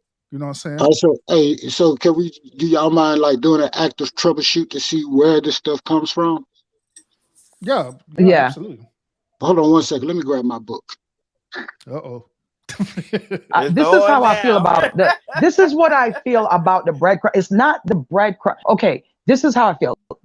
Okay, when I see it in the kitchen like that, and I know when he is trying, he would get something and wipe it off, and I'm like, thank you, and I would congratulate him for it, like, wow, this man actually wiped it, thank you. But in the bed, you do not eat. I had to put him in the spare bedroom. I can't do that. I can't. I have sleeping issues already. Do not. I change the sheets like 3 times a week. Stop doing that. I don't want to keep changing. I don't want to keep doing that. Like, stop doing it. I'll come Hmm. there. I'll just change it. Everything is white. I'll come in. Oh, I'm sorry. The whole plate of spaghetti. What? Are you sick? Why? You do this every day. Why do you keep doing it? That's disrespectful. It's disrespectful to me. So the real underlying issue is to figure out why it's disrespectful to you, so he can Because understand it's nasty. It's nasty as hell. That's like when he it. comes in and he was white. He would put his sneaker, like, sit on the bed and then put his sneakers on his feet on the bed. What? Who does that? Apparently, he do. Who does that? Who does it? And you see a whole white. You see everything is white. Why? Tell me why. I want to know why when I say, come on, man, nobody just sits in the bed with their shoes on. It's some weird shit. Mm-hmm. It's just weird. But yeah, that goes back to what I was saying earlier about us vetting one another and stuff too. Now if you know that that's part of a behavior that your significant other do and they're continuing that type of behavior, there have to be a reasoning behind why they doing it. You know what I'm saying? So Nasty. yeah, so there are different ways to deal with that situation. And one of them is what I was talking about right now is that if you know that that's one of the weakness of your significant other, what's wrong with you rectifying the situation by you correcting it on your own and do it and don't even worry about it Because there's it's not. 150 other things that I'm correcting already. But it don't matter. But that's what I'm saying. It don't matter though because like I say if you say that you love that person, you make vows to that person for all the conditions that you make the vows for, so it don't even matter stuff. So you're gonna do everything possible. But it does matter. Vows don't make it not matter. I don't believe that. I don't believe just because you took he took the same. Well, I wasn't married to this one, but he takes the same. If you're married, y'all both take the same vows, right? Like you vow to be with him, did all the same, mine, yours, mine, the same vows. So then, if I ask the one thing, because not a lot of things bother me. I really don't get bothered by things. Like, I don't care. But when it comes to, because I have OCD, when it comes to certain things, and you know this, just, everything else I let you get away with. Like, I don't care. I don't care. He could go be with another female. I wouldn't care. Right. So he's obviously he's crossing a boundary. Right. And so this boundary disrespect is tied to this boundary is really deeply tied to a particular belief or value that you hold.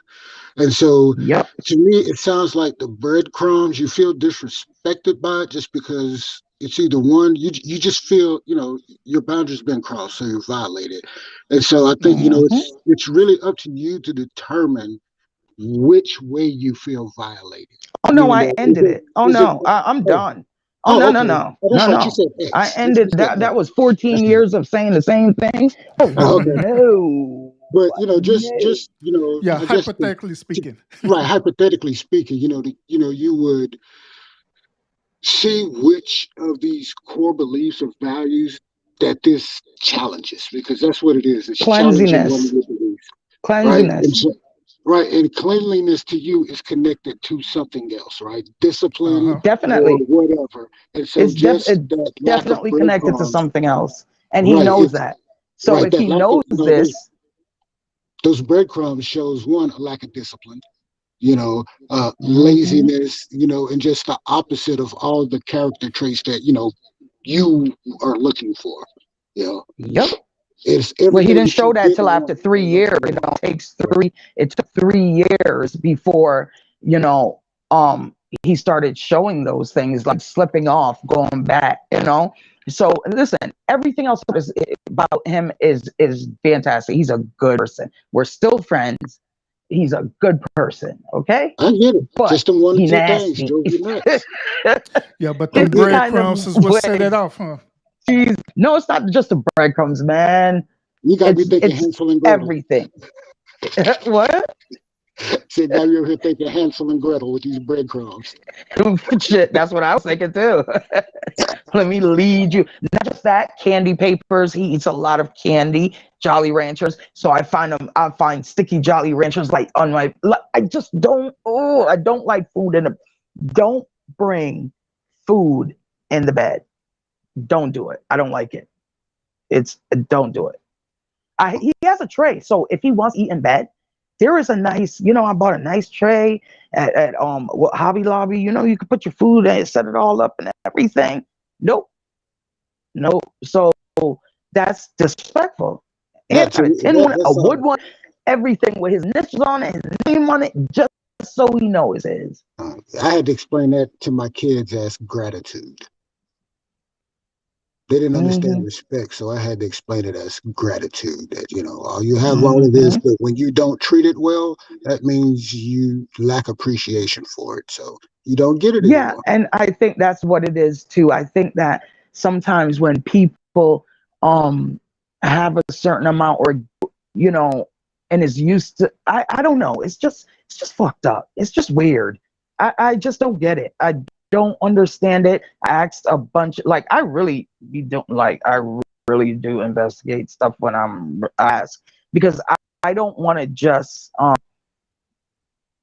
my ex-husband told them that I'm not a nag. I don't find my, like I'm really, I don't care a lot about, like, I like laughing and having fun. So hey, go ahead. But the one thing is, I don't like filth. I'm not talking about a mess. I don't like filth, and I'm never gonna change that. That's never gonna change. Well,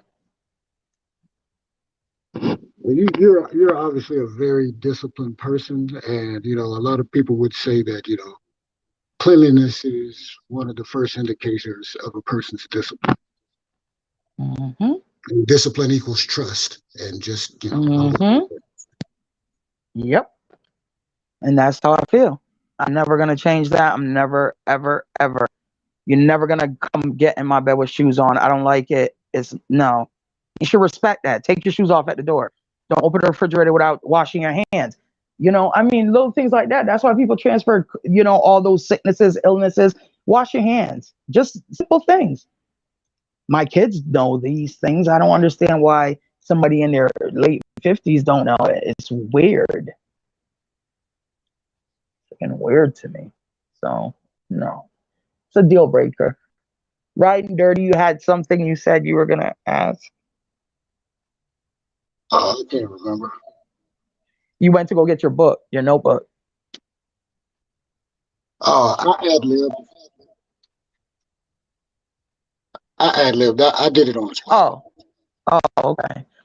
Yeah, man. But that's a great conversation tonight. I really feel like whenever we talk, we always get understanding from each one another and different point of views. Especially myself, and understanding, that there are good people out there still. I'm joking, but there are, and intelligent too, because if you sit and you watch a lot of Black YouTube, you'll really think that, I swear, I know white people think that Black people are just all like that. I had a conversation yesterday with a client, and she said to me, can I be honest with you? And I was like, of course, you know that. She goes, I don't find Black men attractive. I was like, okay. She was like, when they chew those big lips. I said, you can be honest with me, but damn, okay. And I was like, all right.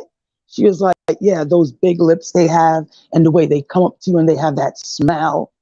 I'm like, that's funny because we think you guys smell like wet dogs. She was like, I'm like, yeah. So she was like, yeah, I just really just can't find them attractive because they're just so. I said, go ahead, what is it? She said, ghetto. I'm like, those are the people you surround yourself with. I said, the majority of Black people are not like that, but you obviously surround. This is somebody we're cool too. So I said to her, you choose to surround yourself with those type of people. So what do you think about yourself? You're like, how do you think people view you, So she thought about that, and she thought really hard. And I said, so you can't lump all Black people into the same category. And you can't just say, oh, their lips are big. We could say your lips are too thin. You can't, that's a person's characteristics. Just because she goes, well, I just prefer, like, I would date if they're mixed because I just want their nose to be straighter. I said, well, you're really not doing them any favor. Why don't you just stay with, Caucasian? And she was like, yeah, that's what I do. I was like, yeah, I think that would be best, and that is best for her, because the look on her face when she was describing it told me she's disgusted, So there's so many people on this planet, and the people you hang around, because she's much younger, are like that. Though that's your crowd. So the way white people look at you or other people look at you, it's just like you're looking at them. You're included. So that's what I told her straight up. She didn't get her feelings hurt or nothing. She was like, oh, yeah. Probably still thinking about it.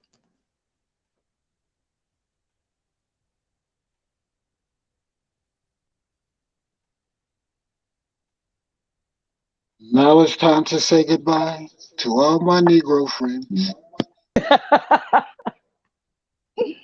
Mhm. All right, y'all. Check this out. I'm gonna give y'all last little piece. So, Miss Curly, you go ahead and go first. Good night, everybody. Great time. And to be continued. I don't know where John went, but we canceled his session. He still got to pay the $300, even though he ain't stayed an hour. No doubt. John on the road right now, driving, delivering more food. Yeah. All right, Miss Curly. Good night. 1,800 more miles. Good night.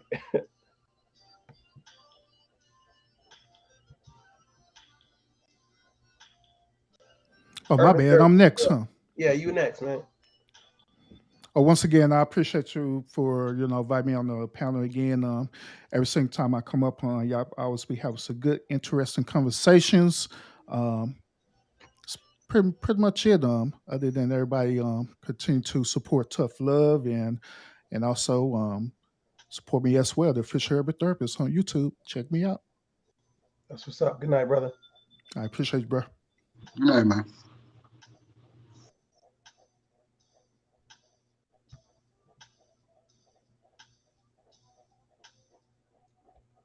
Ron Dirty, you up, man? Oh, I just want to say, hey, man, appreciate you as always, man. Like, I think this is wonderful. To everybody that was on the panel, hey, I appreciate y'all too.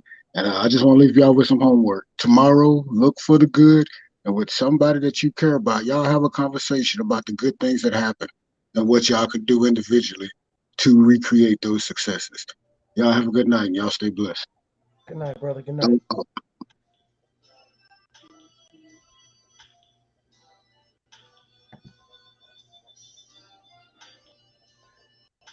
All right, ladies and gentlemen. Hold on, let me start this music real quick.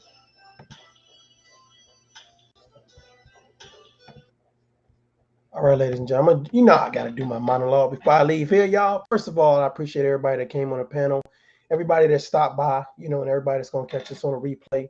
I do know there was some other YouTubers that was live or whatever, so I know you guys kind of bouncing back and forth. Great conversation, great dialogue. I had a couple people hit me, via text message and say that they were really enjoying the conversation. Sometimes you just want to sit back and listen to the conversation. You don't always have to spearhead the conversation. You don't always have to throw in your 2 cents. Sometimes it's good just to listen to people dialogue. So I got an opportunity to listen to some great dialogue, and I really appreciate it. I appreciate everybody's perspective and energy and time. Again, time is something that we can't get back. So when people take their time to give their point of views on things, it should be welcomed and it should be received, to comprehend, not always just to reply. So I appreciate you guys. I'm actually getting tired, so I'm gonna lay down. Got up pretty early, so I'm gonna lay it down. I don't know if I'm gonna go live tomorrow. However, if I do, you know how I go. If you see the signification that I'm live, feel free to come in. I may be live solo dolo, or I may be live on the panel, or whatever case may be. I do still owe you guys a schedule. I'm gonna take this weekend to do that. I really appreciate you guys. I really appreciate you guys just sharing your time with me or whatever. We're definitely building slowly but surely, but I'm happy with the direction that we're going. For the young man that came on the panel earlier and said that he's been watching me for about a year, what I'm saying, I'm glad that you stuck it out. What I'm saying, we've been through a lot of great moments, a lot of great moments, and I think that we are all developing best way we know how. And I'm glad I have so many professional people that come to this platform and give the energy that they give. And when I say professional, I just mean adults. You know what I mean? I just mean adults. I appreciate you guys, man. Until next time, y'all adult up. Peace.